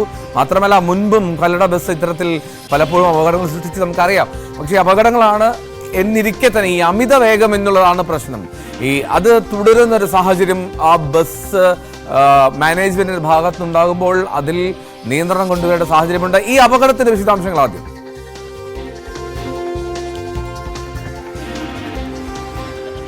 ഈ കല്ലട ബസ് ഉണ്ടാക്കുന്ന അപകടം ഇത് ആദ്യത്തെ വാർത്തയല്ല. ഇതിനു മുൻപ് നമ്മൾ പലതവണ റിപ്പോർട്ട് ചെയ്തിട്ടുള്ളതാണ്. കല്ലട ബസിന്റെ അമിത വേഗത അല്ലെങ്കിൽ അതിലെ ജീവനക്കാരുടെ മോശം പെരുമാറ്റത്തിലൊക്കെ യാത്രക്കാർക്ക് വലിയ രീതിയിൽ ബുദ്ധിമുട്ടുണ്ടാക്കി. കഴിഞ്ഞ ദിവസം മാടവനയിൽ നമ്മൾ കണ്ട അപകടം, അതിൽ ഒരു യുവാവിന്റെ ജീവൻ നഷ്ടപ്പെട്ടു. അതിന്റെ കുടുംബത്തിന് ഒരു അത്താണിയാണ് ഇല്ലാതായത്. അത്ര ലാഘവത്തോടെയാണ് കല്ലട ബസ്സിലെ ഡ്രൈവേഴ്സ് അല്ലെങ്കിൽ ആ ഉടമസ്ഥർ ഇതിനു വേണ്ടിയിട്ടുള്ള ഒരു നിയന്ത്രണം, അതായത് മനുഷ്യ ജീവന് യാതൊരു വിലയും കൽപ്പിക്കാത്ത രീതിയിലുള്ള പ്രവൃത്തിയാണ് കല്ലട ബസ് ഉടമകളുടെ ഭാഗത്തു നിന്ന് അല്ലെങ്കിൽ കല്ലട ബസ് ഡ്രൈവേഴ്സിന്റെ ഭാഗത്തു നിന്നും ഉണ്ടാകുന്നത്. വീണ്ടും ഇത്തരത്തിലൊരു മരണപ്പാച്ചിലാണ് റിപ്പോർട്ട് ചെയ്തിരിക്കുന്നത്. ഇത് കൊച്ചിയിലെ തന്നെ ഒരു സ്ഥാപനമുണ്ട്, ഒമേഗ എന്ന് പറയുന്ന ഒരു സ്ഥാപനമാണ്, ആൽഫ ഒമേഗ. ഈ സ്ഥാപനത്തിലെ സാധനങ്ങളുമായി മൈസൂരിലേക്ക് പോവുകയായിരുന്നു ഇവരുടെ ജീവനക്കാർ. ഒരു പിക്കപ്പ് വാഹനത്തിലായിരുന്നു പോയത്. ഇവർ യാത്ര പുറപ്പെട്ടത് 24-ാം തീയതി വൈകുന്നേരമാണ്. കൊച്ചിയിൽ നിന്ന് മൈസൂരിലേക്ക് പോയി അവിടെ നിന്ന് സാധനങ്ങൾ അവിടെ സ്ഥാപനത്തിലേക്ക് എത്തിച്ചതിന് ശേഷം ഈ പിക്കപ്പ് വാഹനം തിരിച്ചു വരുന്ന സമയത്തായിരുന്നു ഗുണ്ടൽപെട്ട് ചെക്ക് പോസ്റ്റിൽ ചെക്കിങ്ങിനായി വാഹനം നിർത്തിയിട്ടിരിക്കുകയായിരുന്നു ഈ പിക്കപ്പ്. ഈ സമയത്താണ് കല്ലട ബസ്, അമിത വേഗതയിലെത്തിയ കല്ലട ബസ് ഈ നിർത്തിയിട്ട പിക്കപ്പ് വാഹനത്തിലേക്ക് ഇടിച്ചു കയറുന്നത്. നമുക്ക് ആ ദൃശ്യങ്ങൾ കാണാം. അതിലെ ഡ്രൈവറും ഒപ്പം 2 പേര്, മൊത്തം ആ പിക്കപ്പ് വാഹനത്തിൽ 3 പേരുണ്ടായിരുന്നു ഈ സ്ഥാപനത്തിലെ ജീവനക്കാർ. അതിൽ ഡ്രൈവറിനും ഒപ്പം ഉണ്ടായിരുന്ന മറ്റൊരാൾക്കും ഗുരുതരമായി പരിക്കേറ്റു. കൊല്ലം സ്വദേശിയായ ഷാരോൺ രാജിൽ ഒപ്പം തൃശൂർ സ്വദേശികളായ ഷാനും അനൂപ്, ഇവര് 3 പേരുമായിരുന്നു ആ പിക്കപ്പ് വാഹനത്തിൽ ഉണ്ടായിരുന്നത്.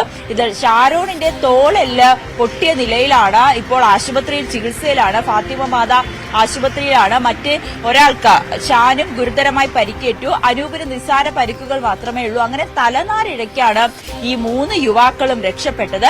ഉടൻ തന്നെ ഇത് ഗുണ്ടൽപേട്ട് പോലീസിൽ കേസെടുക്കുകയും ചെയ്തു. പക്ഷേ സ്റ്റേഷൻ ജാമ്യത്തിൽ വിട്ടയക്കുന്ന ഒരു കാഴ്ചയാണ് കാണുന്നത്. ഈ കല്ലട ബസ്സിന് ബ്രേക്ക് ഉണ്ടായിരുന്നില്ല എന്നുള്ളൊരു കാര്യമാണ് പോലീസ് വ്യക്തമാക്കുന്നത്. അങ്ങനെയാണ് ഡ്രൈവേഴ്സ്, അതായത് കല്ലട ബസിന്റെ ഡ്രൈവർമാരും പോലീസിനോട് പറയുന്നത് കൃത്യമായി ബ്രേക്ക് ഉണ്ടായിരുന്നില്ല, അങ്ങനെ ഒരു പറ്റിയ അപകടമായിരുന്നു എന്ന്.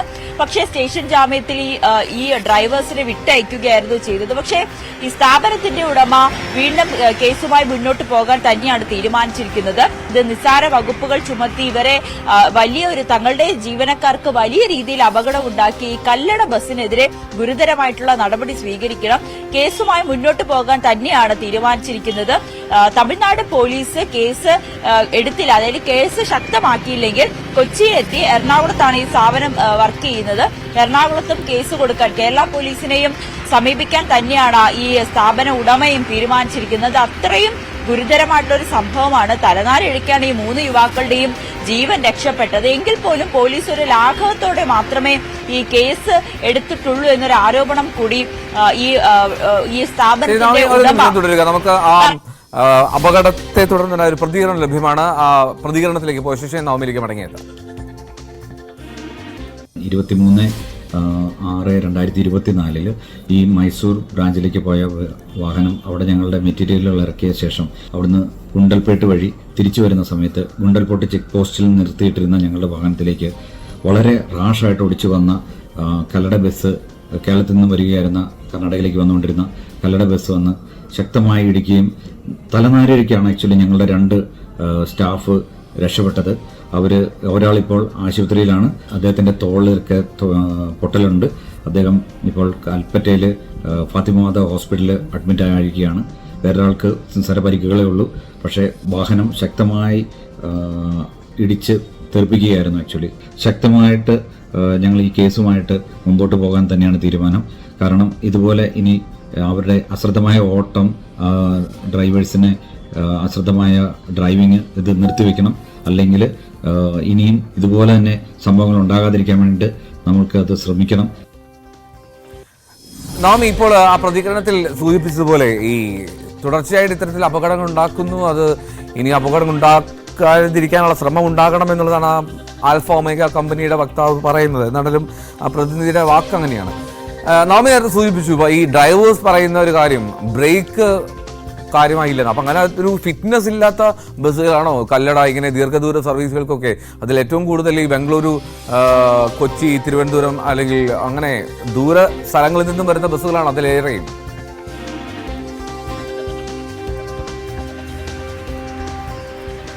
അത് തീർച്ചയായും എഴുതോ. ഈ ബ്രേക്ക് ഇല്ല എന്നൊരു വാദം ഇവർ ഉന്നയിക്കുമ്പോൾ അത് പോലീസ് എത്ര ലാഘവത്തോടെയാണ് എടുക്കുന്നത്. ആ ബസ്സിൽ യാത്രക്കാരുണ്ടായിരുന്നെങ്കിൽ, ആ വാഹനം അമിത വേഗതയിലെത്തി വലിയൊരു അപകടം ഉണ്ടായിരുന്നെങ്കിൽ, അല്ലെങ്കിൽ ആ യാത്രക്കാർക്ക് വലിയ രീതിയിലുള്ള എന്തെങ്കിലും മാനഹാനി സംഭവിച്ചിരുന്നെങ്കിൽ എന്ത് ന്യായീകരണമാണ് പോലീസിന്റെ ഭാഗത്തു നിന്നും ഉണ്ടാവുക? ഇത്തരത്തിൽ ഒരു പ്രശ്നം വരുമ്പോൾ മാത്രം ആ സമയത്ത് ഒരു പോലീസ് അന്വേഷണം അല്ലെങ്കിൽ ഒരു റിപ്പോർട്ട് സമർപ്പിക്കുക, അന്വേഷണ കമ്മീഷനിൽ അപ്പുറത്തേക്ക് സാധാരണക്കാരുടെ ജീവന് യാതൊരു വിലയും കൽപ്പിക്കാത്ത ഒരു സംവിധാനത്തിലേക്കാണ് പോകുന്നത്. ഈ കല്ലട ബസ് ഉണ്ടാക്കുന്ന അപകടം നമുക്കറിയാം. ഇതിനു മുൻപും പലതവണ കല്ലട ബസിന്റെ അമിത വേഗത കാരണം ജീവൻ നഷ്ടപ്പെട്ടവരുണ്ട്. അല്ലെങ്കിൽ അതിലെ യാത്രക്കാരോട് മോശമായി പെരുമാറിയതിൽ അവരുടെ ഒരു ബുദ്ധിമുട്ട് പലതവണ മാധ്യമങ്ങൾ പുറത്തു കൊണ്ടുവന്നതാണ്. പക്ഷെ ഒരു ശക്തമായിട്ടുള്ളൊരു നടപടി സ്വീകരിക്കുവാൻ പോലീസ് ഇപ്പോഴും തയ്യാറായിട്ടില്ല. അല്ലെങ്കിൽ അതിനു വേണ്ടിയിട്ടുള്ള ഗതാഗത മന്ത്രി ആയിക്കോട്ടെ ഇന്നലെ മാടവനയിലെ സംഭവത്തിൽ ഈ കല്ലട ബസ്സിനെതിരെ നടപടിയെടുക്കാൻ സ്വീകരിച്ചിട്ടുണ്ട്. അതിലെ ഡ്രൈവറുടെ ലൈസൻസ് സസ്പെൻഡ് ചെയ്യാൻ തീരുമാനിച്ചിട്ടുണ്ട്. പക്ഷെ എന്നതിൽ അപ്പുറത്തേക്ക് ഇത് എങ്ങനെ വരാതിരിക്കാം, അല്ലെങ്കിൽ ഇത്തരത്തിൽ എങ്ങനെ ആവർത്തിക്കാതിരിക്കാം എന്നതിലൊരു പോൺ വഴി കണ്ടെത്താൻ ഇതുവരേക്കും ആരും ശ്രമിക്കുന്നില്ല. ഈ തമിഴ്നാട്ടിലേക്ക് പോയി അവിടെയാണ് മലയാളികളായ യുവാക്കളെയാണ് അവിടെയും അപകടം ഉണ്ടാക്കുന്നത്. ഈ കല്ലട ബസ് മറ്റ് ഈ യാത്രക്കാരുണ്ട്. ഞാൻ നേരത്തെ സൂചിപ്പിച്ചതുപോലെ തന്നെ ഈ ബസ്സിൽ മറ്റ് യാത്രക്കാരുണ്ടായിരുന്നെങ്കിൽ അവർക്ക് ഏത് വിധത്തിലൊരു അപകടമായിരിക്കും ഈ ബസ്സിന്റെ അമിത വേഗത കാരണം ഉണ്ടാകുക? ഒരു ബ്രേക്ക് ഇല്ലാത്ത വാഹനമാണോ നിരത്തിലിറക്കുന്നതും? അതും ഇത്രയും ദീർഘദൂര യാത്ര ചെയ്യുന്നത് അമിത വേഗതയിലൊക്കെ പോകുന്ന സമയത്ത് വലിയ രീതിയിലുള്ള ഒരു അപകടം ഉണ്ടായിരുന്നെങ്കിൽ എന്ത് ചെയ്യുമായിരുന്നു? പക്ഷെ പോലീസോ അല്ലെങ്കിൽ ഭരണകൂടങ്ങളോ ഇതിൽ ശക്തമായിട്ടൊരു തീരുമാനം എടുക്കുന്നില്ല. ഇനിങ്ങനെ പോയി കഴിഞ്ഞാൽ കല്ലട ബസ് കാരണം നിരവധി ജീവനുകൾ നമ്മുടെ നിരത്തിൽ പൊലിയേണ്ട ഒരു സാഹചര്യമായിരിക്കും ഉണ്ടാവുക. അതുകൊണ്ട് എത്രയും വേഗം കല്ലട ബസ് എന്നല്ല, ഏത് സ്വകാര്യ ബസ് ആയിക്കോട്ടെ, ഇത്തരത്തിൽ ദീർഘദൂര സർവീസുകൾ ഓടുന്ന വാഹനങ്ങളായിക്കോട്ടെ, ഇവർക്കെതിരെ ശക്തമായ നടപടി തന്നെ സ്വീകരിക്കണം. ഇനിയെങ്കിലും ഭരണകൂടം ഇതിലൊരു കർശന നിർദ്ദേശം നടപ്പാക്കുമെന്ന് വിശ്വസിക്കുന്നു. ഗതാഗത മന്ത്രിയടക്കം ഇന്നലെ മാടവന വിഷയത്തിൽ ഇടപെട്ടതാണ്. എന്തായാലും ഈ സംഭവവുമായി ബന്ധപ്പെട്ട് ആൽഫ ഒമേഗ സ്ഥാപനത്തിലെ നമ്മൾ നേരത്തെ സംസാരിച്ച സ്ഥാപനത്തിന്റെ ഉടമ ജോസ് പറഞ്ഞത് അദ്ദേഹം ശക്തമായി തന്നെ മുന്നോട്ട് പോകാനാണ് തീരുമാനിച്ചിരിക്കുന്നത്. തങ്ങളുടെ ഈ അപകടം പറ്റിയ യുവാക്കൾക്ക് നഷ്ടപരിഹാരം പോലും നൽകാൻ ഈ കല്ലട ബസ് ഉടമസ്ഥർ തയ്യാറായിട്ടില്ല. ഗുരുതരമായി പരിക്കേറ്റിട്ടുണ്ട്. സാധാരണ ജീവനക്കാരാണ്, ഡ്രൈവേഴ്സാണ്. അവർക്ക് വേണ്ട ചികിത്സയ്ക്ക് പോയിട്ടുള്ള സഹായം പോലും ചെയ്യാൻ ഈ കല്ലട ബസിന്റെ അധികൃതർ തയ്യാറായിട്ടില്ല. അതുകൊണ്ട് കേരളത്തിലെത്തി ഇനിയും തമിഴ്നാട് പോലീസിന്റെ ഇത്തരത്തിലുള്ളൊരു പെരുമാറ്റമാണെങ്കിൽ കേരളത്തിലെത്തി കേരള പോലീസിനും പരാതിയുമായി മുന്നോട്ട് പോകാൻ തന്നെയാണ് ഇവരും തീരുമാനിച്ചിരിക്കുന്നത്. റൈറ്റ്, നവമി ദിനേശാണ് നൽകിയത് വിവരങ്ങൾ. എന്നാണല്ലോ മറ്റൊരു അപകടം കൂടി ഉണ്ടാക്കിയിരിക്കുന്നു കല്ലട ബസ്. അതാണ് പ്രധാനപ്പെട്ട കാര്യം. ഇനി നമ്മൾ രാവിലെ തന്നെ വാർത്ത റിപ്പോർട്ട് ചെയ്തതാണ്. തിരുവനന്തപുരം കൊച്ചുവേളിയിലെ വലിയ തീപിടുത്തം. അവിടെ ഇൻഡസ്ട്രിയൽ ഏരിയയിൽ പ്രവർത്തിക്കുന്ന പ്ലാസ്റ്റിക് പ്രോസസ്സിംഗ് യൂണിറ്റിലായിരുന്നു തീപിടുത്തം ഉണ്ടായത്. ഇത് നിയന്ത്രണ വിധേയമായിട്ടുണ്ട് എന്നുള്ളതാണ് കൃത്യമായിട്ടുള്ള കാര്യം. എന്നാൽ വിനോദ് ഇപ്പോൾ നമ്മളൊപ്പം ചേരുന്നുണ്ട് കൊച്ചുവേളിയിൽ നിന്ന്. വിനോദ്, ഈ തീ പൂർണ്ണമായും നിയന്ത്രണ വിധേയമായോ? അതിന്റെ കാരണങ്ങൾ എന്താണ് എന്നുള്ളത് എന്തെങ്കിലും ഫയർഫോഴ്സ് ഉദ്യോഗസ്ഥർ പറയുന്നുണ്ടോ? എങ്ങനെ തീ പിടിച്ചു എന്ന്?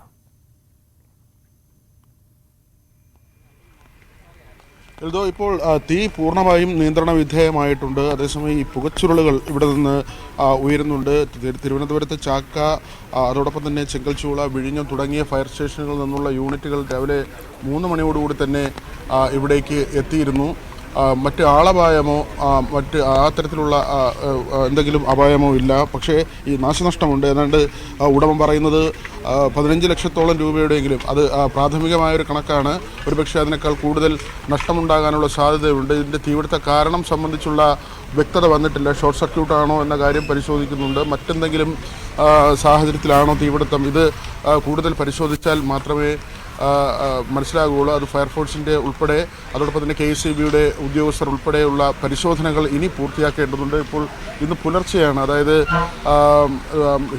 മറ്റ് സംസ്ഥാനങ്ങളിൽ നിന്നുള്ള തൊഴിലാളികളാണ് ഇവിടെ ഉണ്ടായിരുന്നത്. പക്ഷേ ആ സമയത്ത് ഇവിടെ തൊഴിലാളികളൊന്നും ഉണ്ടായിരുന്നില്ല. ഇവരെല്ലാം അവരുടെ ക്യാമ്പുകളിലേക്ക് പോയിരുന്നു. അതുകൊണ്ട് തന്നെ വലിയ ആളപായം ഒഴിവാകുന്ന ഒരു സാഹചര്യം ഉണ്ടായി.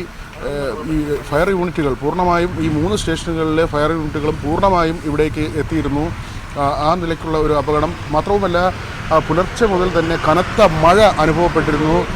ഇതിനടുത്തേക്ക് തീ പടരാതിരിക്കാൻ, കാരണം ഇൻഡസ്ട്രിയൽ എസ്റ്റേറ്റാണ്. മറ്റ് നിരവധി കമ്പനികൾ ഇവിടെ പ്രവർത്തിക്കുന്നുണ്ട്. പെയിൻറ്റ് കമ്പനിയുണ്ട്, അതോടൊപ്പം തന്നെ ഫർണിച്ചർ കമ്പനിയുണ്ട്, ഫുഡ് പ്രോസസ്സിംഗ് യൂണിറ്റ് ഉണ്ട്, പെയിൻറ്റ് കമ്പനിയുണ്ട്.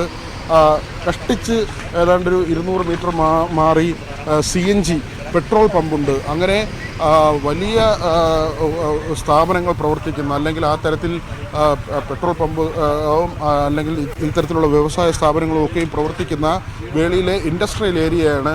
ഒരുപക്ഷെ തീ കൂടുതൽ പടർന്നിരുന്നെങ്കിൽ വലിയ അപകടത്തിലേക്ക് കാര്യങ്ങൾ എത്തുമായിരുന്നു. ആ ഒരു സാഹചര്യം ഒഴിവായി എന്ന് പറയാം. മാത്രവുമല്ല, ഈ ഫയർ യൂണിറ്റുകളുടെ പ്രവർത്തനം, അതിനപ്പുറത്തേക്ക് നമ്മൾ പറഞ്ഞതുപോലെ തന്നെ പുലർച്ചെ മുതൽ കനത്ത മഴ, ഇപ്പോഴും ഇവിടെ മഴ അനുഭവപ്പെടുന്നുണ്ട്. വലിയ ശക്തമായ മഴ ഉണ്ടായിരുന്നു. അതുകൊണ്ട് തന്നെ തീ പടരുന്നത്, അത് ആ ഒരു സാഹചര്യം ഒഴിവായി എന്ന് വേണം കരുതാൻ. ഏതായിരുന്നാലും ഒരു വലിയൊരു അപകടത്തിലേക്ക് പോയില്ല. ഒരു സ്ഥാപനം മാത്രമാണ് ഇവിടെ ഈ പ്ലാസ്റ്റിക്കുകൾ കൊണ്ടുവരികയും അതിൻ്റെ ഒരു പ്രോസസ്സിംഗ് യൂണിറ്റാണ്. പ്ലാസ്റ്റിക്, നമുക്കറിയാം, ഈ കുപ്പിവെള്ളം പോലുള്ള അങ്ങനെയുള്ള ഈ ഉപയോഗശൂന്യമായ വസ്തുക്കൾ ഇവിടെ കൊണ്ടുവന്ന് ബോക്സ് രൂപത്തിലാക്കി, അത് പ്രോസസ്സ് ചെയ്ത് ബോക്സ് രൂപത്തിലാക്കി പുതിയ നിർമ്മാണം നടത്തുന്ന സ്ഥലത്തേക്ക് കൊണ്ടുപോകുന്ന ഒരു കേന്ദ്രമാണ്. ഈ അസംസ്കൃത വസ്തു തയ്യാറാക്കിയെടുക്കുന്ന ഒരു കേന്ദ്രമാണ്. ഇവിടെ വലിയ തോതിൽ പ്ലാസ്റ്റിക്കുകൾ കൂട്ടിയിട്ടിട്ടുമുണ്ട്. ഇവിടെ കൊണ്ടുവന്ന് അത് പ്രോസസ്സ് ചെയ്ത് മറ്റൊരു കമ്പനിയിലേക്കാണ് കൊണ്ടുപോകുന്നത്. ആ നിലയ്ക്ക് പ്രവർത്തനം നടത്തുന്ന ഒരു സ്ഥാപനം. ഏതായിരുന്നാലും വലിയൊരു അപകടമാണ് ഒഴിഞ്ഞു പോയത്. എൽദോ, വിനോദ്, അതിൽ പ്രധാനപ്പെട്ട കാര്യം ഈ രാത്രി ഉണ്ടായ അപകടമാണ്. അതിന്റെ കാരണം കണ്ടെത്തി വരുന്നതുള്ളത് ശരി തന്നെ. പക്ഷെ അപ്പോഴും ഇത് രാത്രി പൂർണ്ണമായും പ്രവർത്തിക്കുന്ന ഒരു സ്ഥാപനമാണ്. എന്താണ് ഈ പ്ലാസ്റ്റിക് പ്രോസസ്സിംഗ് യൂണിറ്റിൽ അവിടുത്തെ പ്രവർത്തനം എന്താണ്? ജീവനക്കാരുണ്ടായിരുന്നോ? ഈ മാനദണ്ഡങ്ങളൊക്കെ പാലിച്ച് പ്രവർത്തിക്കുന്ന ഒരു പ്രോസസ്സിംഗ് യൂണിറ്റ് തന്നെയാണോ അത്?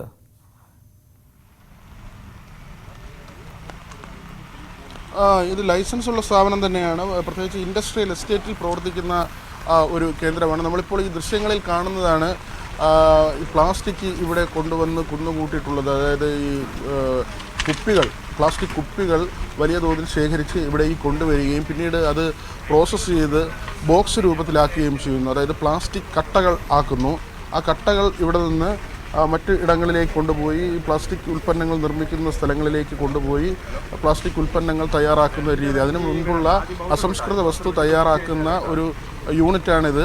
ഇപ്പോൾ നമുക്ക് കാണാം, ഈ ഒരു തെങ്ങിൻ്റെ ഉയരത്തിൽ തന്നെ നമ്മുടെ ക്യാമറ വിനോദ് ഒന്ന് ഉയരത്തിലോട്ട് ഒന്ന് പാൻ ചെയ്താൽ, ആ ഒരു തെങ്ങിൻ്റെ ഉയരത്തിലോട്ട് തന്നെ, ഏതാണ്ടൊരു തെങ്ങിൻ്റെ ഉയരത്തിൽ തന്നെ പ്ലാസ്റ്റിക്കുകൾ ഇവിടെ കൂട്ടി വെച്ചിരിക്കുന്നുണ്ട്. അത്രയും ശേഖരമുള്ള ഒരു സ്ഥലമാണ്. പക്ഷേ മറ്റ് സാധ്യത എങ്ങനെയാണ് ഈ ഒരു തീപിടുത്തത്തിൻ്റെ സാധ്യത എന്ന കാര്യമാണ് പരിശോധിക്കുന്നത്. അത് ഷോർട്ട് സർക്യൂട്ടാണോ, എന്തെങ്കിലും തരത്തിലുള്ള മറ്റെന്തെങ്കിലും കാരണമാണോ, അത് KSEBയുടെയും അതോടൊപ്പം തന്നെ ഫയർഫോഴ്സിൻ്റെയും ഒക്കെ പരിശോധന.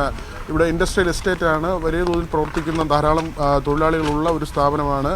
പക്ഷേ ഈ അപകടം നടക്കുന്ന സമയത്ത് മറ്റ് തൊഴിലാളികളൊന്നും തന്നെ ഉണ്ടായിരുന്നില്ല. ഇത് പ്ലാസ്റ്റിക് ഉൽപ്പന്നങ്ങൾ നിർമ്മിക്കുന്നതിന് മുൻപുള്ള പ്രോസസ്സ് നടക്കുന്ന ഇടമാണ്. ഇവിടെ നിന്ന് ഈ തരത്തിൽ നമ്മൾ കാണുന്ന കുപ്പികളും മറ്റും കൊണ്ടുവന്ന് അത് അസംസ്കൃത വസ്തുവാക്കി ബോക്സ് രൂപത്തിലാക്കി ഈ ഉൽപ്പന്നങ്ങൾ ഉണ്ടാക്കുന്ന സ്ഥലത്തേക്ക് കൊണ്ടുപോകുന്ന ഒരു പ്രവർത്തനം നടത്തുന്ന കേന്ദ്രമാണ്. ഇൻഡസ്ട്രിയൽ എസ്റ്റേറ്റാണ്, വ്യവസായ വകുപ്പുമായി ബന്ധപ്പെട്ട് പ്രവർത്തിക്കുന്ന ഇടമാണ്. ഇവിടെ ധാരാളം കമ്പനികളുണ്ട്.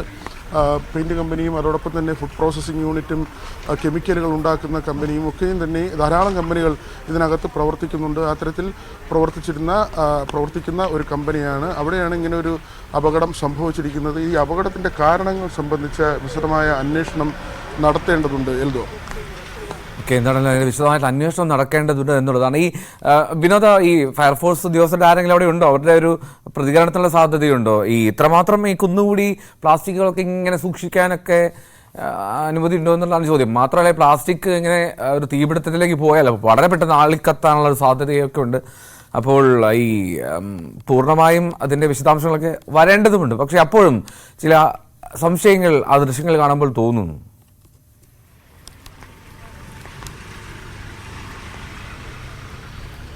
അങ്ങനെ ആ നിലയ്ക്കല്ല. ഇവിടെ അങ്ങനെ ഈ ശേഖരിക്കുന്നതിന് മറ്റ് തടസ്സമൊന്നും ഉള്ളതായിട്ട് ഉദ്യോഗസ്ഥരൊന്നും തന്നെ പറയുന്നില്ല. പക്ഷേ വലിയ അളവിൽ ശേഖരിച്ചിട്ടുണ്ട്. അത് ഈ കമ്പനിയുടെ പ്രവർത്തനവുമായി ബന്ധപ്പെട്ട് ശേഖരിക്കുന്നതാണ്. നമുക്കറിയാം, നഗരത്തിലെ ഈ പ്ലാസ്റ്റിക് മാലിന്യങ്ങൾ, പ്രത്യേകിച്ച് കുപ്പികൾ, അതെല്ലാം തന്നെ ശേഖരിച്ച് ഇവിടെ കൊണ്ടുവന്ന് ഒരു പ്രോസസ്സ് നടത്തുന്നു എന്നതാണ്. നമുക്ക് പ്രതികരണങ്ങളിലേക്ക് കൂടി പോകാം. ചേട്ടാ, ഇത് എപ്പോഴായിരുന്നു ഈ സംഭവം? പിന്നെ വെളുപ്പിനാണെന്നാണ് പറഞ്ഞത്, 3 മണിക്കാണ് വന്നത്. ഇത് ഒരുപാട് തൊഴിലാളികളുള്ള സ്ഥാപനമാണ്. ഒരുപാട് തൊഴിലാളികളില്ല, കുറച്ച് തൊഴിലാളികളുണ്ട്. അവർ 2-3 പേരുണ്ടായിരുന്നു ഇവിടെ താമസിക്കുന്നവരുണ്ട്. അവർ ഇതിൻ്റെ ഇത് കണ്ടുകൊണ്ട് അവർ പിടിച്ചാടി മാറ്റി. ഫയർഫോഴ്സ് ഉടൻ തന്നെ എത്തിയായിരുന്നു. ഫയർഫോഴ്സ് ഉടനെ എത്തി. ഈ മഴയുണ്ടായിരുന്നു ആ സമയത്ത്? മഴയുണ്ടായിരുന്നു. രാത്രി മുതൽ മഴയുണ്ടായിരുന്നു. മഴയുണ്ടായിരുന്നതുകൊണ്ട് വലിയ അപകടം ഒഴിവായി. ഒരുപക്ഷെ ഇത് തീ പടർന്നിരുന്നെങ്കിൽ ധാരാളം സ്ഥാപനങ്ങൾ അടുത്തുണ്ട്. അടുത്ത സ്ഥാപനം ഫുഡിൻ്റെ ഉണ്ട്, അതിന് പേപ്പറുണ്ട്. തൊട്ടടുത്ത് ഫുഡിൻ്റെയും പേപ്പറിൻ്റെയും കമ്പനികളുണ്ട്. അതിൽ തീ പിടിക്കണമെന്നുണ്ടെങ്കിൽ പിന്നെ പറഞ്ഞിട്ട് കാര്യമില്ല. അത്രയും നല്ല CNG പെട്രോൾ പമ്പിൻ്റെ അടുത്താണ് ഒരു ഫർലാങ്ങുണ്ട്. ശരി ശരി. ഇത് വളരെ പെട്ടെന്ന് തന്നെ തീ കെടുത്താൻ സാധിച്ചായിരുന്നു. വളരെ പെട്ടെന്ന് തന്നെ പറ്റിയായിരുന്നു തീ കെടുത്താൻ. വളരെ പെട്ടെന്ന് പറഞ്ഞില്ല. ഇപ്പോൾ AGMBയിൽ തന്നെ വെള്ളം കൊടുത്തു. അവിടെ നിന്ന് കൊണ്ടുവന്ന് 2 വെള്ളം കൊണ്ടുവന്ന് ഇവിടെ അണച്ചത്. അതുപോലെ യൂണിറ്റുകൾ ഒരുപാട് ഉണ്ടായിരുന്നില്ല, ഫയർ യൂണിറ്റുകൾ? ഇവിടെ പിന്നെ സേഫ്റ്റി കുറവാണ്. ഇൻഡസ്ട്രിയിൽ കുറച്ച് സേഫ്റ്റി കുറവുണ്ട്. 1-2 കണ്ണി പറഞ്ഞ 4-5 കമ്പനിക്ക് സേഫ്റ്റി ഉള്ളൂ ഇവിടെ. തടയാനുള്ള സംവിധാനങ്ങൾ ഫയർ യൂണിറ്റ് ഇതിനകത്തുണ്ടോ? ഉള്ളത് 3 അങ്ങനെ ഫയർഫോഴ്സിന്റെ യൂണിറ്റ് ആയിട്ടില്ല. ഇവിടെ IT ഉള്ളൂ. തൊട്ടടുത്ത് തന്നെ അത് 2 കിലോമീറ്റർ. നേരത്തെ എന്തെങ്കിലും തീപിടുത്തം ഇതുപോലെയൊക്കെ ഇതിനകത്ത് നമുക്ക് ഫാമിലി ഫ്ലാറ്റ്സ് നേരത്തെ മൺവിളയിലൊക്കെ ഉണ്ടായിട്ടുണ്ടോ? അതുപോലെ ഇവിടെ ഉണ്ടായിട്ടുണ്ടോ? അങ്ങനെ ഇല്ല, ഉണ്ടായിട്ടില്ല. ഇതിപ്പോൾ ധാരാളം സ്ഥാപനങ്ങൾ ഉണ്ടല്ലോ. AGMB കേസ് എടുത്തുണ്ട്. പിന്നെ ചെറിയ അങ്ങനെയുള്ള കേസുണ്ട്. പിന്നെ അപ്പുറത്തിന് ആസിഡ് പ്ലാന്റ് അങ്ങനെ ഒരു കുറച്ച് ഇതൊക്കെ ഉണ്ട്. ടൈറ്റാനിയം തൊട്ടടുത്തല്ലേ. പിന്നെ തൊട്ടപ്പുറത്തിൻ്റെ പമ്പുണ്ട്. ഈ കെമിക്കൽ ഉള്ളതുകൊണ്ട് തന്നെ ഇത് അന്തരീക്ഷത്തിൽ പടർന്നാലും ഒക്കെ വലിയ പ്രശ്നമാണ്. ഇപ്പം മഴയുണ്ട്, രക്ഷപ്പെട്ട്. ഇല്ലെന്നുണ്ടെങ്കിൽ മൊത്തത്തിൽ ഏതാണ്ട് പരിവാകും. ആ നിലയ്ക്കാണ് നമുക്ക് മനസ്സിലാക്കാൻ കഴിയുന്ന. ആളുകൾ പറയുന്നതും അങ്ങനെ തന്നെയാണ്. വിനോദ്, ഒരു നിമിഷം, ഇപ്പോൾ ആ ദൃശ്യങ്ങൾ, ഇപ്പോൾ നമ്മുടെ തത്സമയം വരെ ദൃശ്യങ്ങൾ ഇപ്പോഴും തീ ഇങ്ങനെ കത്തുന്നത് കാണാമല്ലോ, വലിയ പുകച്ചുരുളും. അത് എന്താണ് വിനോദ്? അത് നിയന്ത്രണവിധേയമായി തന്നെ തുടരുന്നതല്ലേ?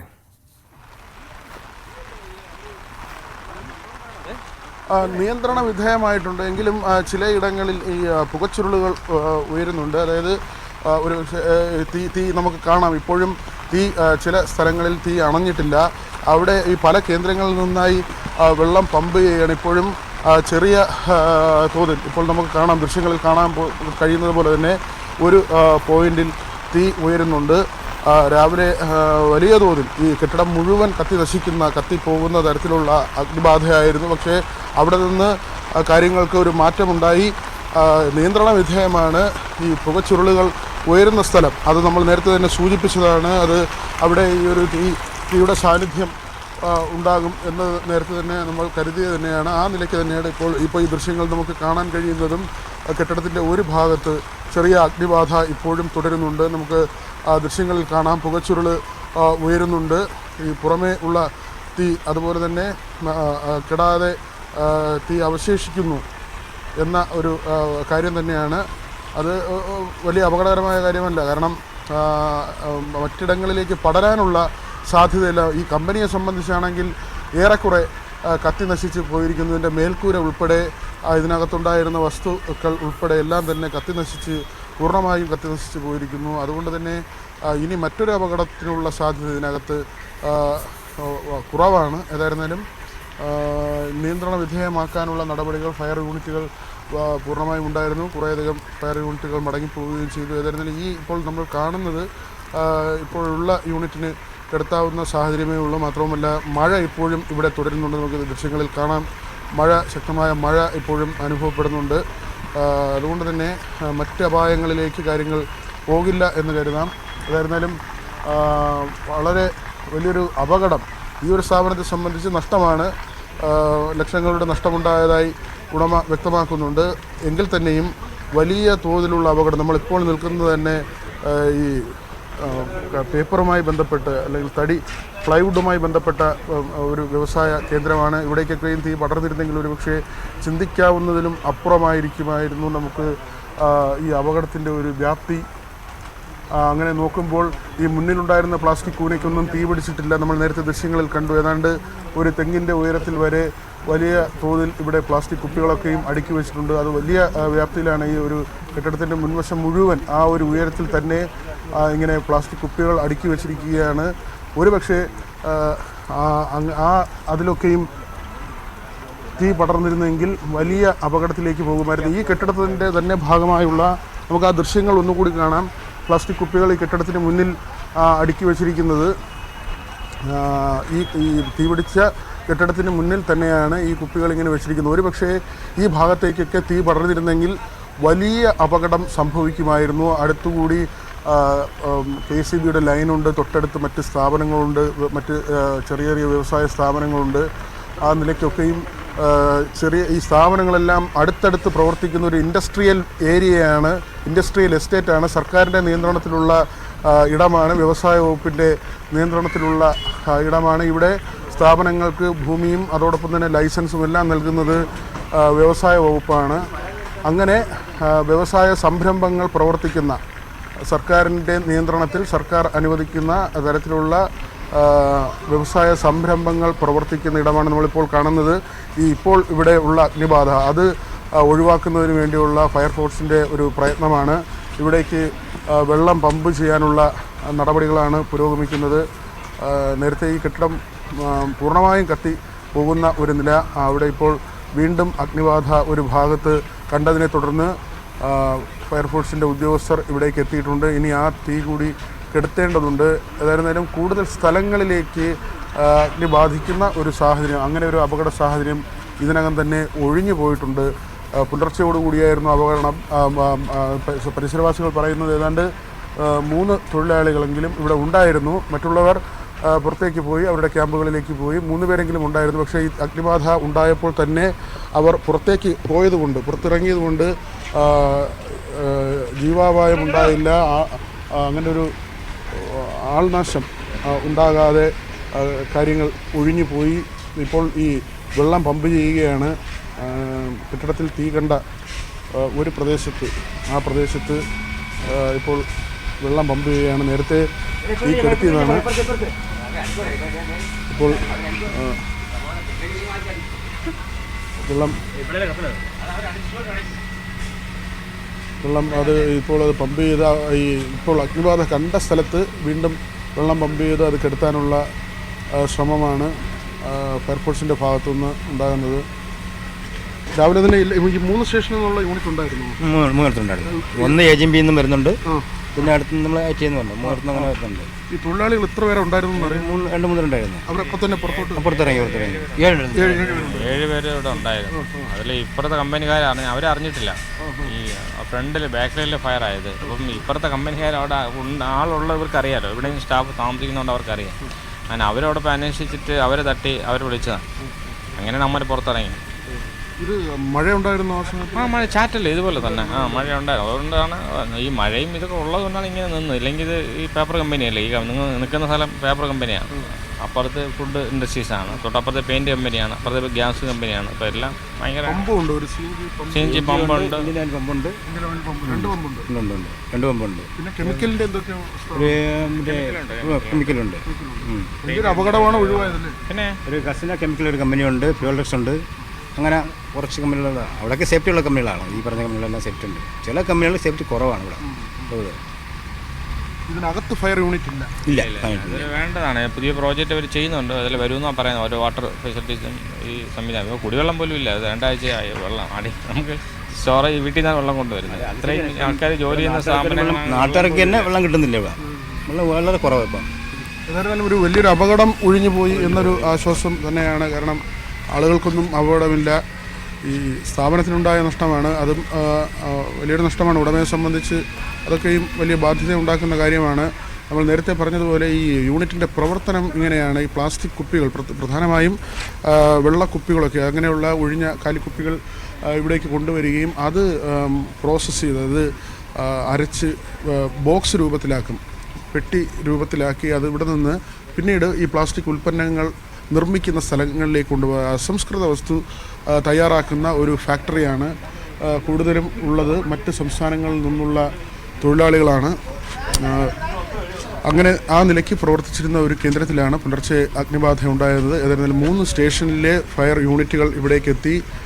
മുഴുവൻ ഫയർ യൂണിറ്റുകളും ചാക്ക, അതോടൊപ്പം തന്നെ ചെങ്കൽച്ചൂള, വിഴിഞ്ഞം തുടങ്ങി യൂണിറ്റുകളിലെ മുഴുവൻ ഫയർ യൂണിറ്റുകളും ഇവിടേക്ക് എത്തി ഈ തീ കെടുത്തുന്നതിന് വേണ്ടിയുള്ള പരിശ്രമത്തിൽ ഏർപ്പെട്ടു. മഴയുണ്ടായിരുന്നു, അതൊരു വലിയ അനുഗ്രഹമായി തന്നെ നാട്ടുകാർ പറയുന്നുണ്ട്. കാരണം തോരാതെ മഴ പെയ്യുന്നുണ്ട്, ഇപ്പോഴും ചാറ്റൽ മഴ അനുഭവപ്പെടുന്നുണ്ട്. അതുകൊണ്ട് തന്നെ കാലാവസ്ഥ, ഈ തീ പടരുന്നതിന് അനുകൂലമല്ലാത്തൊരു കാലാവസ്ഥ, അതും വലിയ ആശ്വാസമായി. അതായിരുന്നാലും ഈ സ്ഥാപനത്തിൽ മാത്രമാണ് തീ പടർന്നത്. ഈ സ്ഥാപനത്തിൻ്റെ മുന്നിൽ തന്നെ നമ്മൾ നേരത്തെ കണ്ടതുപോലെ വലിയ അളവിൽ പ്ലാസ്റ്റിക് ശേഖരിച്ച് വെച്ചിട്ടുണ്ട്. ഒരുപക്ഷെ അതിലേക്കൊക്കെയും തീ പടർന്നിരുന്നെങ്കിൽ അതുണ്ടാക്കാവുന്ന ആഘാതം ചെറുതായിരുന്നില്ല. തൊട്ടടുത്ത് നിരവധി സ്ഥാപനങ്ങളുണ്ട്. മാത്രവുമല്ല ഈ പുക ഉണ്ടാക്കുന്ന പാരിസ്ഥിതിക പ്രശ്നം, അതും മറ്റൊരു കാര്യമാണ്. ഈ കെമിക്കൽ സ്ഥാപനങ്ങളിലൊക്കെ പെയിൻറ്റ് കമ്പനിയൊക്കെ ഉണ്ട്, അവിടേക്കൊക്കെയും അഗ്നി ഒരുപക്ഷെ ഇങ്ങനെ ഒരു വലിയ അത്യാഹിതത്തിലേക്ക് കാര്യങ്ങൾ പോയെങ്കിൽ അതുണ്ടാക്കുന്ന അന്തരീക്ഷ മലിനീകരണം, മാത്രമല്ല CNG പമ്പ് തൊട്ടടുത്ത് തന്നെ ഇന്ത്യൻ ഓയിലിൻ്റെയും മറ്റൊരു CNG പമ്പുമുണ്ട്. അവിടെയൊക്കെയും സുരക്ഷയുടെ ഭാഗമായി തന്നെ ഫയർ യൂണിറ്റുകൾ സ്ഥാപിച്ചിരുന്നു. ഈ അഗ്നിബാധ ഉണ്ടാകുന്ന സാഹചര്യത്തിൽ പമ്പുകൾക്ക് സമീപം ഫയർ യൂണിറ്റുകളെ വിന്യസിച്ചിരുന്നു. ഒരുപക്ഷെ തീപിടുത്തം ആ ഭാഗത്തേക്ക്, അഗ്നിബാധ ആ ഭാഗത്തേക്ക് ഉണ്ടായാൽ വളരെ പെട്ടെന്ന് തന്നെ മുൻകരുതൽ എന്ന രീതിയിലാണ് നമുക്ക് ഈ 3 യൂണിറ്റുകളും 3 സ്റ്റേഷനിൽ നിന്നുള്ള പൂർണ്ണമായ യൂണിറ്റുകളും ഇവിടേക്ക് ഉണ്ടായിരുന്നില്ല സാർ?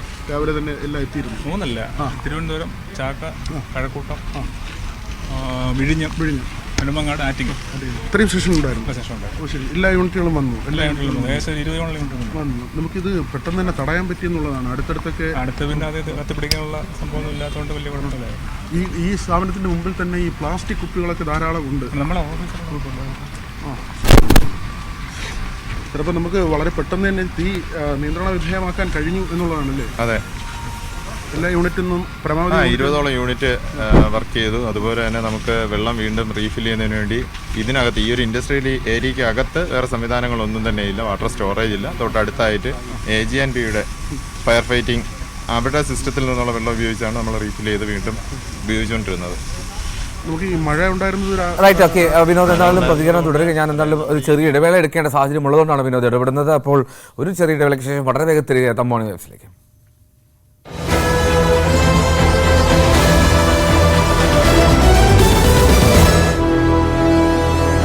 സുരേഷ് ഗോപി സത്യപ്രതിജ്ഞ ചൊല്ലിയത്. ഒപ്പം തന്നെ കൃഷ്ണ ഗുരുവായൂരപ്പ എന്ന് ചൊല്ലിയാണ് സുരേഷ് ഗോപി സത്യപ്രതിജ്ഞ ചെയ്തത്. കേരളത്തിൽ നിന്നുള്ള MP-മാരുടെ സത്യപ്രതിജ്ഞ വൈകിട്ടോടുകൂടിയാണ് നടന്നത്.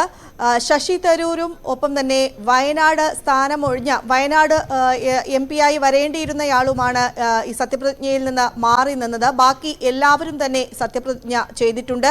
ആദ്യം സത്യപ്രതിജ്ഞ ചെയ്തത് രാജ്മോഹൻ ഉണ്ണിത്താനാണ്. അതിനുശേഷം കണ്ണൂരിൽ നിന്ന് K. സുധാകരൻ, തുടർന്ന് ഷാഫി പറമ്പിൽ ഭരണഘടന ഉയർത്തിപ്പിടിച്ച് മലയാളത്തിലാണ് സത്യപ്രതിജ്ഞ ചെയ്തത്. അതിനുശേഷം കോഴിക്കോട് MP-ആയ K. രാഘവൻ, തുടർന്ന് മലപ്പുറം MP E.T. മുഹമ്മദ് ബഷീർ, തുടർന്ന് പൊന്നാനിയിൽ സമദാനി, അതിനുശേഷം ബെന്നി ബെഹനാൻ. അങ്ങനെയായിരുന്നു സത്യപ്രതിജ്ഞാ ചടങ്ങുകൾ നടന്നത്. ഹൈബി ഈഡൻ ഹിന്ദിയിലാണ് സത്യപ്രതിജ്ഞ ചൊല്ലിയത്. ബാക്കി 4 MP-മാർ NK പ്രേമചന്ദ്രൻ, ഡീൻ കുര്യാക്കോസ് ഉൾപ്പെടെയുള്ള 4 MP-മാർ ഇംഗ്ലീഷിലും സത്യപ്രതിജ്ഞ ചൊല്ലി. ഏതായാലും അടൂർ പ്രകാശ് ഉൾപ്പെടെയുള്ളവർ മലയാളത്തിലാണ് സത്യപ്രതിജ്ഞ ചൊല്ലിയത്.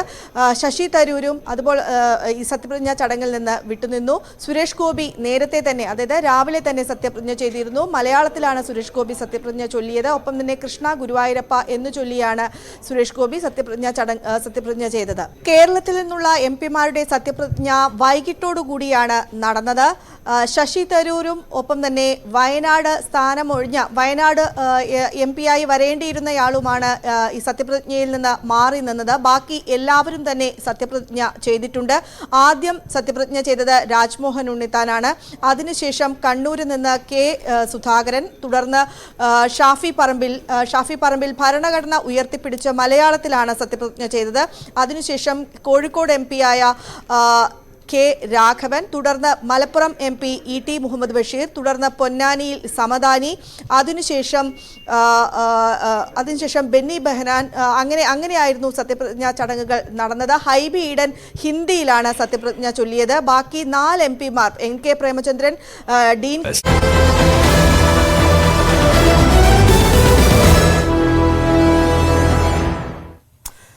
മറ്റൊരു സങ്കടകരമായിട്ടുള്ള വാർത്തയിലേക്കാണ് പോകുന്നത്. മോർണിംഗ് വെബ്സിനി ഛത്തീസ്ഗഡിലെ സുക്മയിൽ മാവോയിസ്റ്റ് ആക്രമണത്തിൽ വീരമൃത്യു വരിച്ച CRPF ജവാൻ R. വിഷ്ണുവിന് ഇന്ന് നാടിന്റെ അന്ത്യാഞ്ജലിയാണ്. തിരുവനന്തപുരം വിമാനത്താവളത്തിൽ മൃതദേഹം ഔദ്യോഗിക ബഹുമതികളോടുകൂടി ഏറ്റുവാങ്ങി.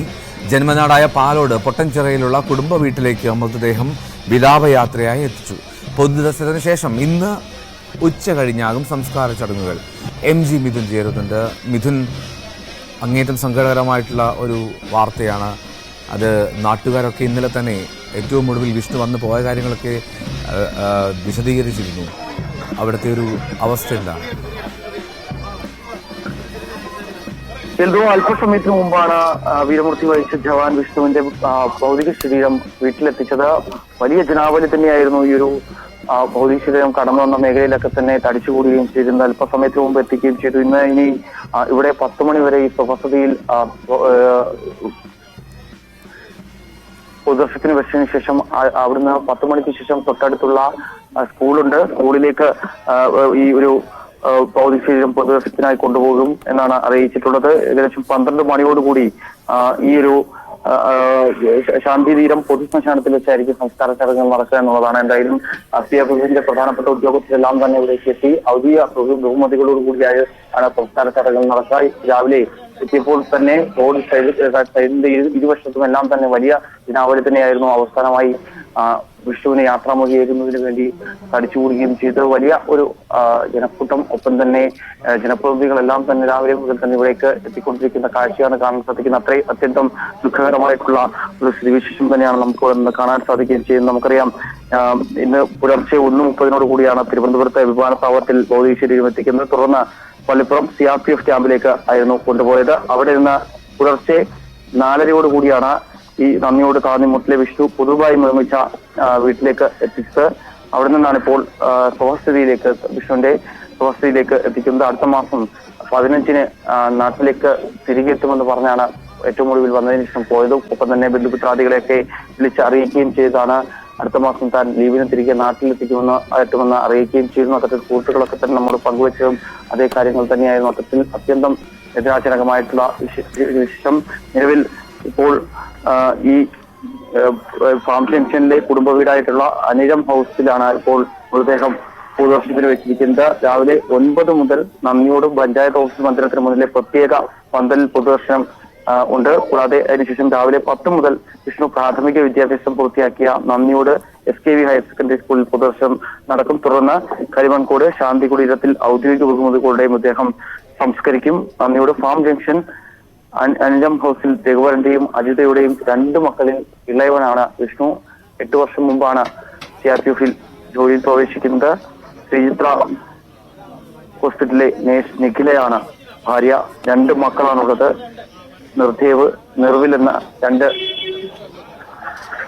കുട്ടികൾ.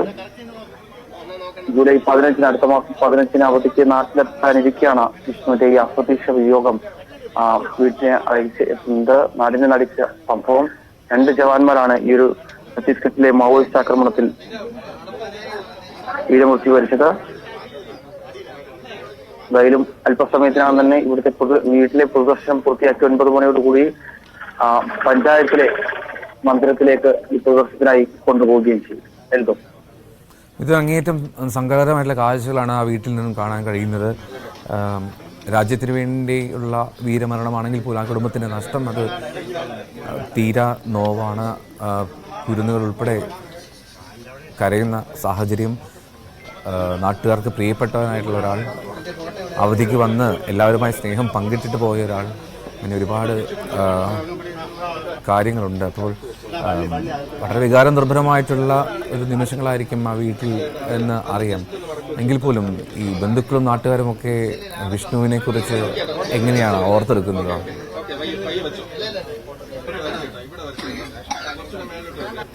വിഷ്ണുവിനോടുള്ള ആദരസൂചകമായി നാട് മുഴുവൻ ഈ വീട്ടിലേക്ക് ഒഴുകിയെത്തുന്ന കാഴ്ച നമുക്ക് കാണാൻ സാധിക്കുന്നുണ്ട്. ഒപ്പം തന്നെ ഈ നന്ദിയോടിലെ പഞ്ചായത്ത് കേന്ദ്രീകരിച്ച് ഇവിടുത്തെ വ്യാപാരി വ്യവസായികളെല്ലാം തന്നെ കടകൾ ഇന്ന് അടച്ചിട്ട് ഈ ആദരസൂചകമായി അത് അനുശോചനം രേഖപ്പെടുത്തുന്ന കാഴ്ച. അത്തരത്തിൽ പൂർണ്ണമായും ഈ നാട് മുഴുവൻ വിഷ്ണുവിന് ആദരമർപ്പിക്കുന്ന കാഴ്ചയാണ് നമുക്കിവിടെ കാണാൻ സാധിക്കുന്നത്. കാരണം മുൻകാലങ്ങളിൽ വരുമ്പോഴൊക്കെ തന്നെ എല്ലാവരുമായി ഇടപഴകുകയും ഒപ്പം തന്നെ എല്ലാവരുമായും സംസാരിച്ച് നടക്കുന്ന ഒരു വ്യക്തി കൂടിയായിരുന്നു വിഷ്ണു എന്നാണ് നമുക്ക് ഈ കൂട്ടുകാരും ഒപ്പം തന്നെ ഇവിടുന്ന് നാട്ടുകാരും ഒക്കെ പറയുന്നത് മനസ്സിലാക്കാൻ സാധിക്കുന്നത്.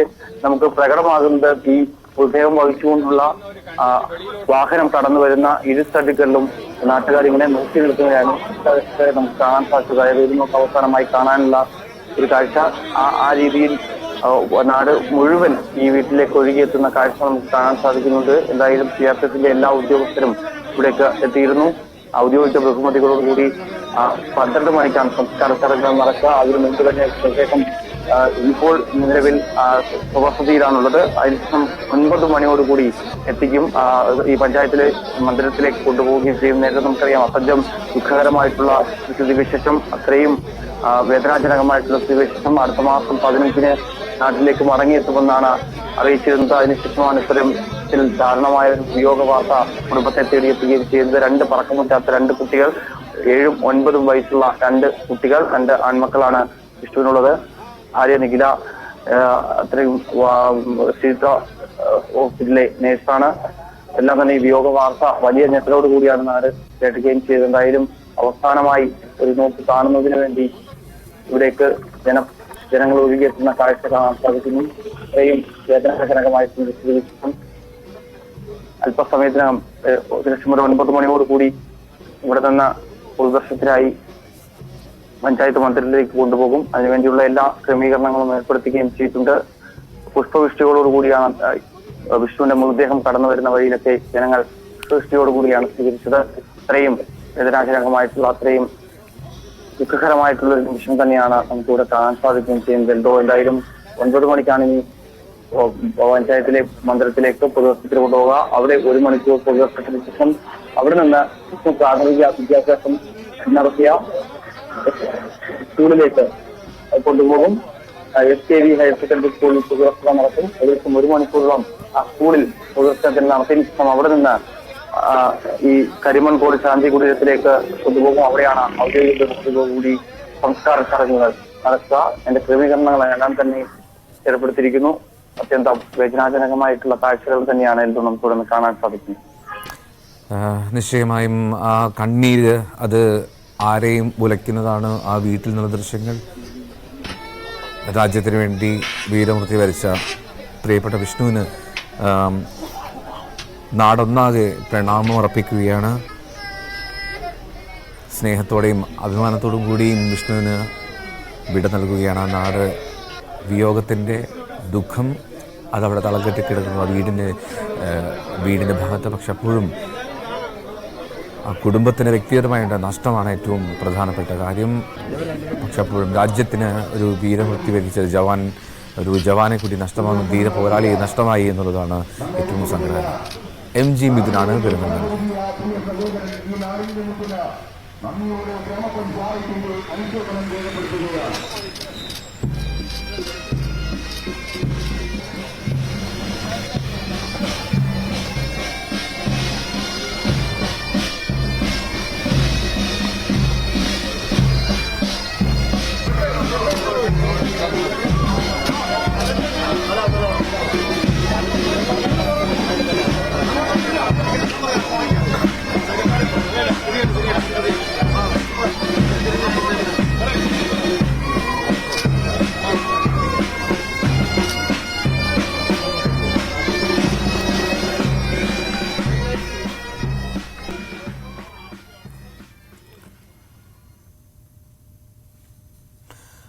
സങ്കടകരമായിട്ടുള്ള കാഴ്ചയാണ്. അതെന്തായാലും വിഷ്ണുവിന് എല്ലാവിധ പ്രണാമവും അർപ്പിക്കുകയാണ് ഈ സമയം.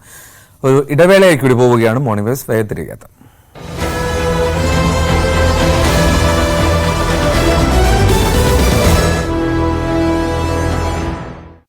കഴിഞ്ഞ നിയമസഭാ തെരഞ്ഞെടുപ്പിൽ സീറ്റ് നിഷേധിക്കപ്പെട്ടതോടെ പാർട്ടിയുമായും പിണറായിയുമായും തെറ്റിയ EP ജയരാജനെതിരെ CPM-ൽ നീക്കം കൂടുതൽ ശക്തമാവുകയാണ്. പാർട്ടി കമ്മിറ്റികളിലും മുന്നണി യോഗങ്ങളിലും നിന്ന് വിട്ടുനിന്ന ജയരാജൻ അടുത്തിടെയാണ് വീണ്ടും സജീവമായത്. കണ്ണൂരിലെ റിസോർട്ടുമായി ബന്ധപ്പെട്ടുള്ള ആരോപണം നേരത്തെ സംസ്ഥാന സമിതിയിൽ ഉന്നയിച്ച P ജയരാജൻ ഇപ്പോഴും അത് മറന്നിട്ടില്ല. തെരഞ്ഞെടുപ്പ് ഫലം വിലയിരുത്താൻ ചേർന്ന സംസ്ഥാന സമിതി യോഗത്തിലും തന്റെ പരാതി അവഗണിച്ചതിലെ അതൃപ്തി P ജയരാജൻ വ്യക്തമാക്കിയിരുന്നു. പ്രകാശ് ജാവ്ദേക്കറുമായുള്ള കൂടിക്കാഴ്ചയിലും EP-യെ കണക്കറ്റു വിമർശിച്ച P ജയരാജൻ പാർട്ടിക്കുള്ളിലെ തന്റെ ശത്രുവിനെ വെറുതെ വിടാൻ തയ്യാറല്ലെന്ന് വ്യക്തമാക്കി. കൺവീനർ സ്ഥാനത്ത് നിന്ന് EP ജയരാജൻ മാറിയാൽ പകരം പരിഗണിക്കപ്പെടാൻ ഇടയുള്ള നേതാക്കളുടെ പിന്തുണയും ഈ നീക്കങ്ങൾക്ക് പിന്നിൽ ഉണ്ടെന്നാണ് സൂചന. മുന്നണി കൺവീനർക്കെതിരെ ഘടകകക്ഷികളിൽ അതൃപ്തി ഉണ്ടെന്നതും ഇവർ ആയുധമാകുന്നു. മുഖ്യമന്ത്രി മാറേണ്ട കാര്യമില്ല എന്ന് തീർത്തു പറയുന്ന പാർട്ടി സെക്രട്ടറി EP ജയരാജന്റെ കാര്യത്തിൽ അത്തരമൊരു ഉറപ്പിന് തയ്യാറാകുന്നില്ല എന്നതും ശ്രദ്ധേയമാണ്. ന്യൂസ് 18 തിരുവനന്തപുരം.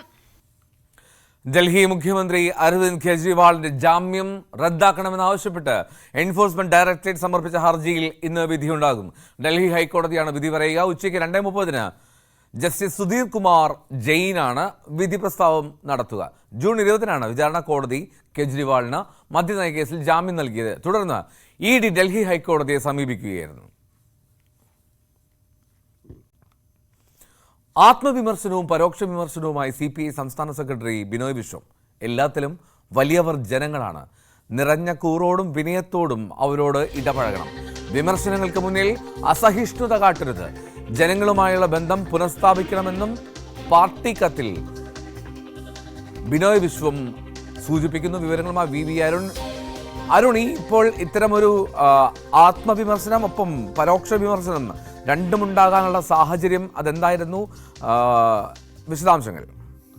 എന്തോ CPIയുടെ മുഖമാസികയായ നവയുഗത്തിൽ പ്രസിദ്ധീകരിച്ച ബ്രാഞ്ച് സെക്രട്ടറിമാർക്കുള്ള കത്തിലാണ് ബിനോയ് വിശ്വത്തിന്റെ ഈ പരാമർശങ്ങൾ. തെരഞ്ഞെടുപ്പ് പരാതിയുടെ കാരണങ്ങൾ CPIയിൽ താഴെത്തട്ട് മുതൽ പരിശോധിച്ചുകൊണ്ടിരിക്കുകയാണ്. ഈ സാഹചര്യമാണ് ബിനോയ് വിശ്വം വിമർശനവും അതുപോലെ തന്നെ പരോക്ഷ വിമർശനം പറയുമ്പോൾ അസഹിഷ്ണുതയൊക്കെ പരാമർശമുള്ളത് മുഖ്യമന്ത്രിക്കെതിരെയൊക്കെ വലിയ തരത്തിൽ അത്തരം വിമർശനങ്ങൾ CPIന്റെ കമ്മിറ്റികൾ പോലും മുഖ്യമന്ത്രിക്ക് അസഹിഷ്ണുത വർദ്ധിച്ചതാണ് പരാജയത്തിന്റെ കാരണങ്ങളിൽ ഒന്ന് എന്ന പരാമർശം CPIന്റെ നേതൃയോഗങ്ങൾ പോലും ഉണ്ടാകുമ്പോൾ ഇത് ആ രീതിയിലുള്ള വിമർശനമായും വിലയിരുത്തപ്പെടുന്നുണ്ട്.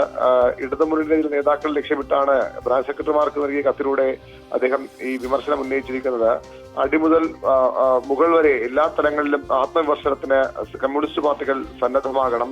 യാഥാർത്ഥ്യങ്ങളെ തൊടാതെ വ്യാഖ്യാന പാടവം കൊണ്ടോ ഉപരിപ്ലവമായ വിശകലന സാമർത്ഥ്യം കൊണ്ടോ പരിഹരിക്കാനാവാത്ത പ്രശ്നങ്ങൾ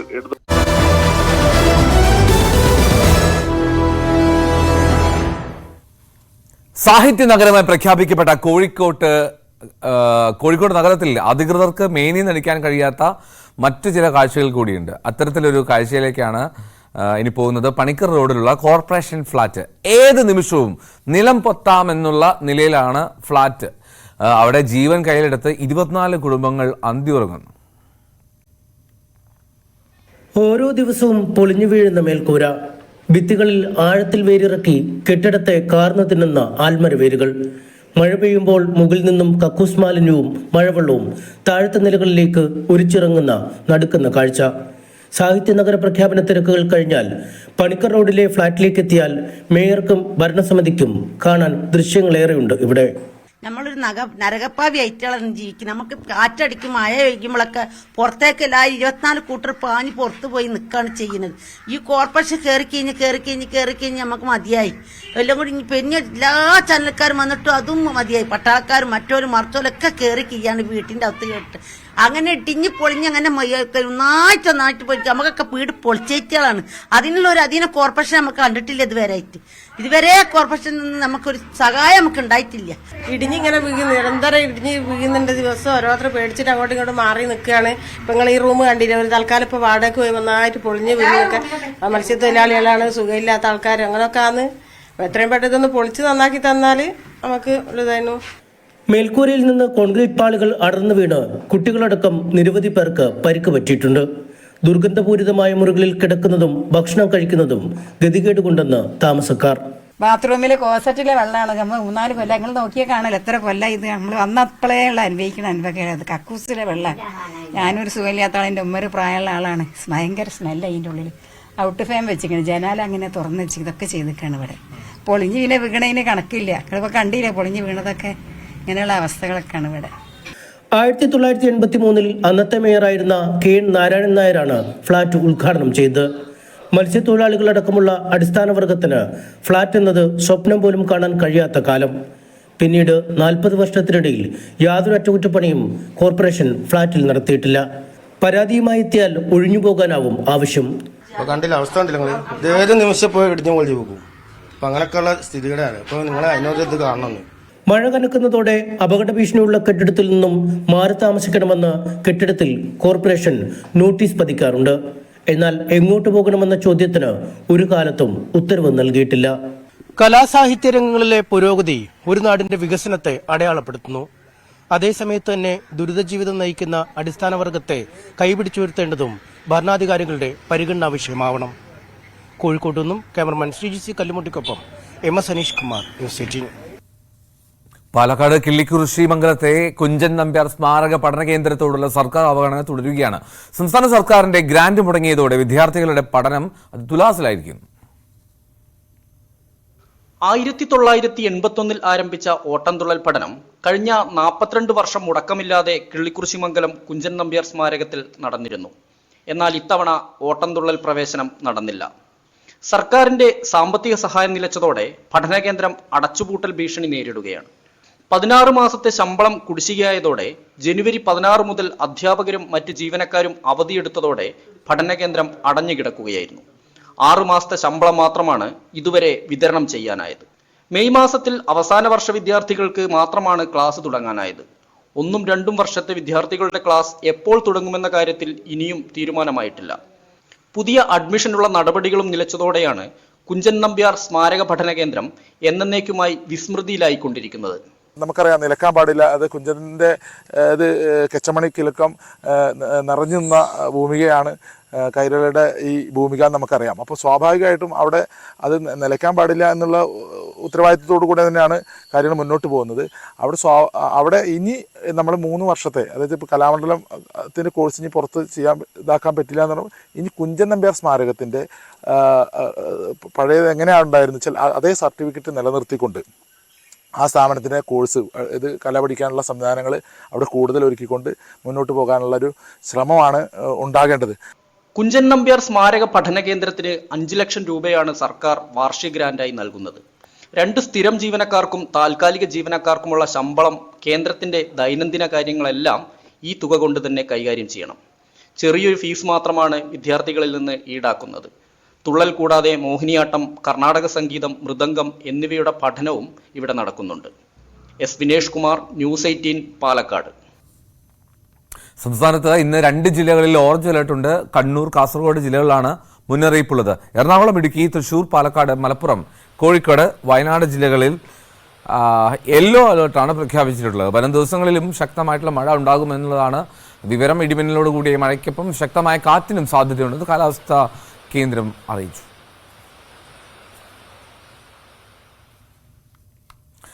തൃശൂർ അരിമ്പൂർ പഞ്ചായത്തിൽ കഴിഞ്ഞ ദിവസം വ്യത്യസ്തമായ ഒരു പ്രവേശനോത്സവം നടന്നു. 60 പിന്നിട്ട 60 വയോധികരാണ് ആധുനിക സാങ്കേതിക വിദ്യകളും ആരോഗ്യ പരിപാലനവും സ്വായത്തമാക്കാൻ വേണ്ടി പ്രായം മറന്നെത്തിയത്.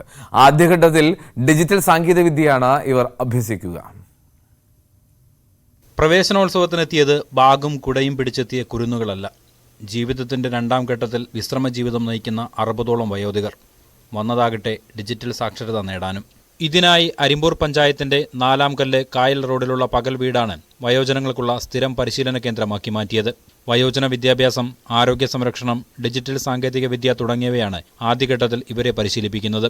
Anthikad block panchayat president K Sasidharan പ്രവേശനോത്സവം ഉദ്ഘാടനം ചെയ്തു. അരിമ്പൂർ ഗ്രാമപഞ്ചായത്ത് പ്രസിഡന്റ് സ്മിത അജയകുമാർ അധ്യക്ഷയായി. ആസൂത്രണ സമിതി ഉപാധ്യക്ഷൻ VK ഉണ്ണികൃഷ്ണൻ, പരിശീലന കേന്ദ്രം കൺവീനർ TK രാമകൃഷ്ണൻ എന്നിവരുടെ നേതൃത്വത്തിലാണ് പ്രവർത്തനങ്ങൾ ഏകോപിപ്പിക്കുന്നത്. അരിമ്പൂർ ഗ്രാമപഞ്ചായത്തിൽ പകൽ വീട് സംവിധാനത്തിനെ പരിവർത്തനപ്പെടുത്തിക്കൊണ്ട് വയോ സൗഹൃദ റിസോഴ്സ് സെന്റർ എന്നുള്ള രീതിയിലേക്ക് പ്രവർത്തനങ്ങൾ ആരംഭിച്ചിരിക്കുകയാണ്. പ്രവേശനോത്സവം ഇന്ന് നടക്കുകയുണ്ടായി. നമ്മൾ ആഗ്രഹിക്കുന്നത് ഈ മേഖലയിൽ പ്രവർത്തിക്കുന്ന എല്ലാ പ്രവർത്തകർക്കും ആവശ്യമായ പരിശീലനവും സ്കിൽ ഡെവലപ്മെന്റും ഉറപ്പുവരുത്തുക എന്നതാണ്. വിവിധ ഘട്ടങ്ങളായി ഇവിടെ പ്രവർത്തിച്ചുകൊണ്ടിരിക്കുന്ന വയോ ക്ലബിലെ പ്രവർത്തകർക്കാണ് നമ്മൾ പരിശീലനം നൽകുന്നത്.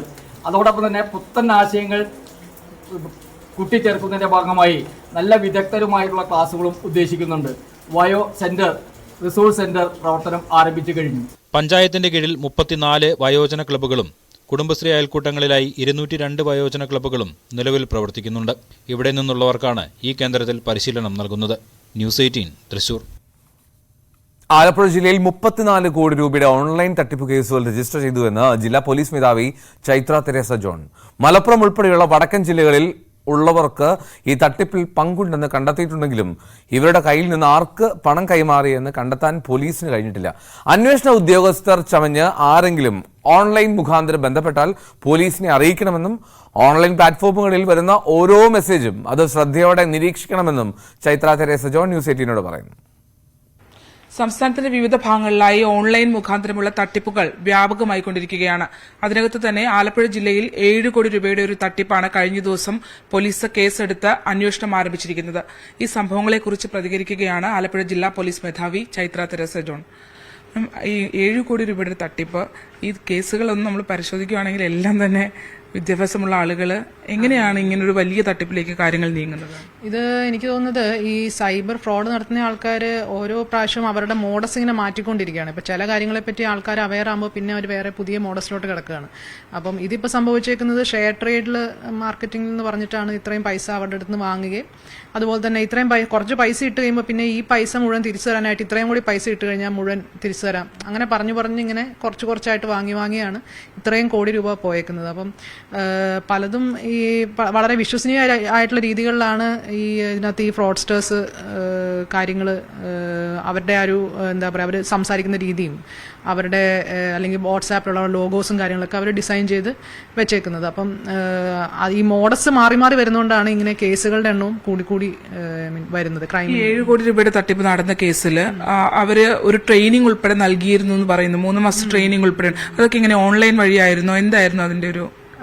പോലീസുകാർക്ക് നല്ല ട്രെയിനിന്റെ കാര്യമാണോ പറയുന്നത്? അല്ലല്ല, ഈ 7 കോടി രൂപയുടെ തട്ടിപ്പിനിരയായ ഡോക്ടർ നൽകിയ മൊഴി പ്രകാരം അവർക്ക് ട്രെയിനിങ് ഒക്കെ ഓൺലൈനായി ലഭ്യമായിരുന്നു. അത്രയും വിശ്വസനീയമായ ഒരു സോഴ്സ് അങ്ങനെയാണ് അവരുടെ ആ ട്രെയിനിങ്ങിന്റെ ഭാഗമായിട്ടല്ലേ? അതെ. അതിന്റെ കൂടുതൽ ഡീറ്റെയിൽസ് നമ്മൾ എടുത്തു വരുന്നേ ഉള്ളൂ. കാരണം 2-3 ദിവസമായിട്ടുള്ള കേസ് എടുത്തിട്ട് അപ്പം അതെന്താന്നുള്ളത് നമ്മൾ കുറച്ചും കൂടെ ഒന്ന് വിശദമായിട്ട് നോക്കേണ്ടതായിട്ടുണ്ട്. പിന്നെ നമ്മളിപ്പം ബാങ്ക് അക്കൗണ്ട് ഡീറ്റെയിൽസിന് വേണ്ടിയിട്ട് അതിനുവേണ്ടി വെയിറ്റ് ചെയ്തുകൊണ്ടിരിക്കുകയാണ് ബാക്കിയുള്ള ഫർദർ നടപടിയിലോട്ട് കിടക്കാനായിട്ട്. അതിനകത്ത് വേറൊരു കാര്യം അസ്വാഭാവികമായി തോന്നിയത് ഈ ബാങ്കുകളുടെ ഒരു ഇടപെടലാണ്. അതായത് ഇത്രയധികം തുക ഒരു ദിവസം ഇപ്പം നമുക്കറിയാം നോർത്തിൽ ഫയൽ ചെയ്തിട്ടുള്ള കേസിലാണെങ്കിൽ പോലും ഒരു ദിവസം തന്നെ 40 ലക്ഷം രൂപയോളം അക്കൗണ്ടിലേക്ക് വരുവാണ്.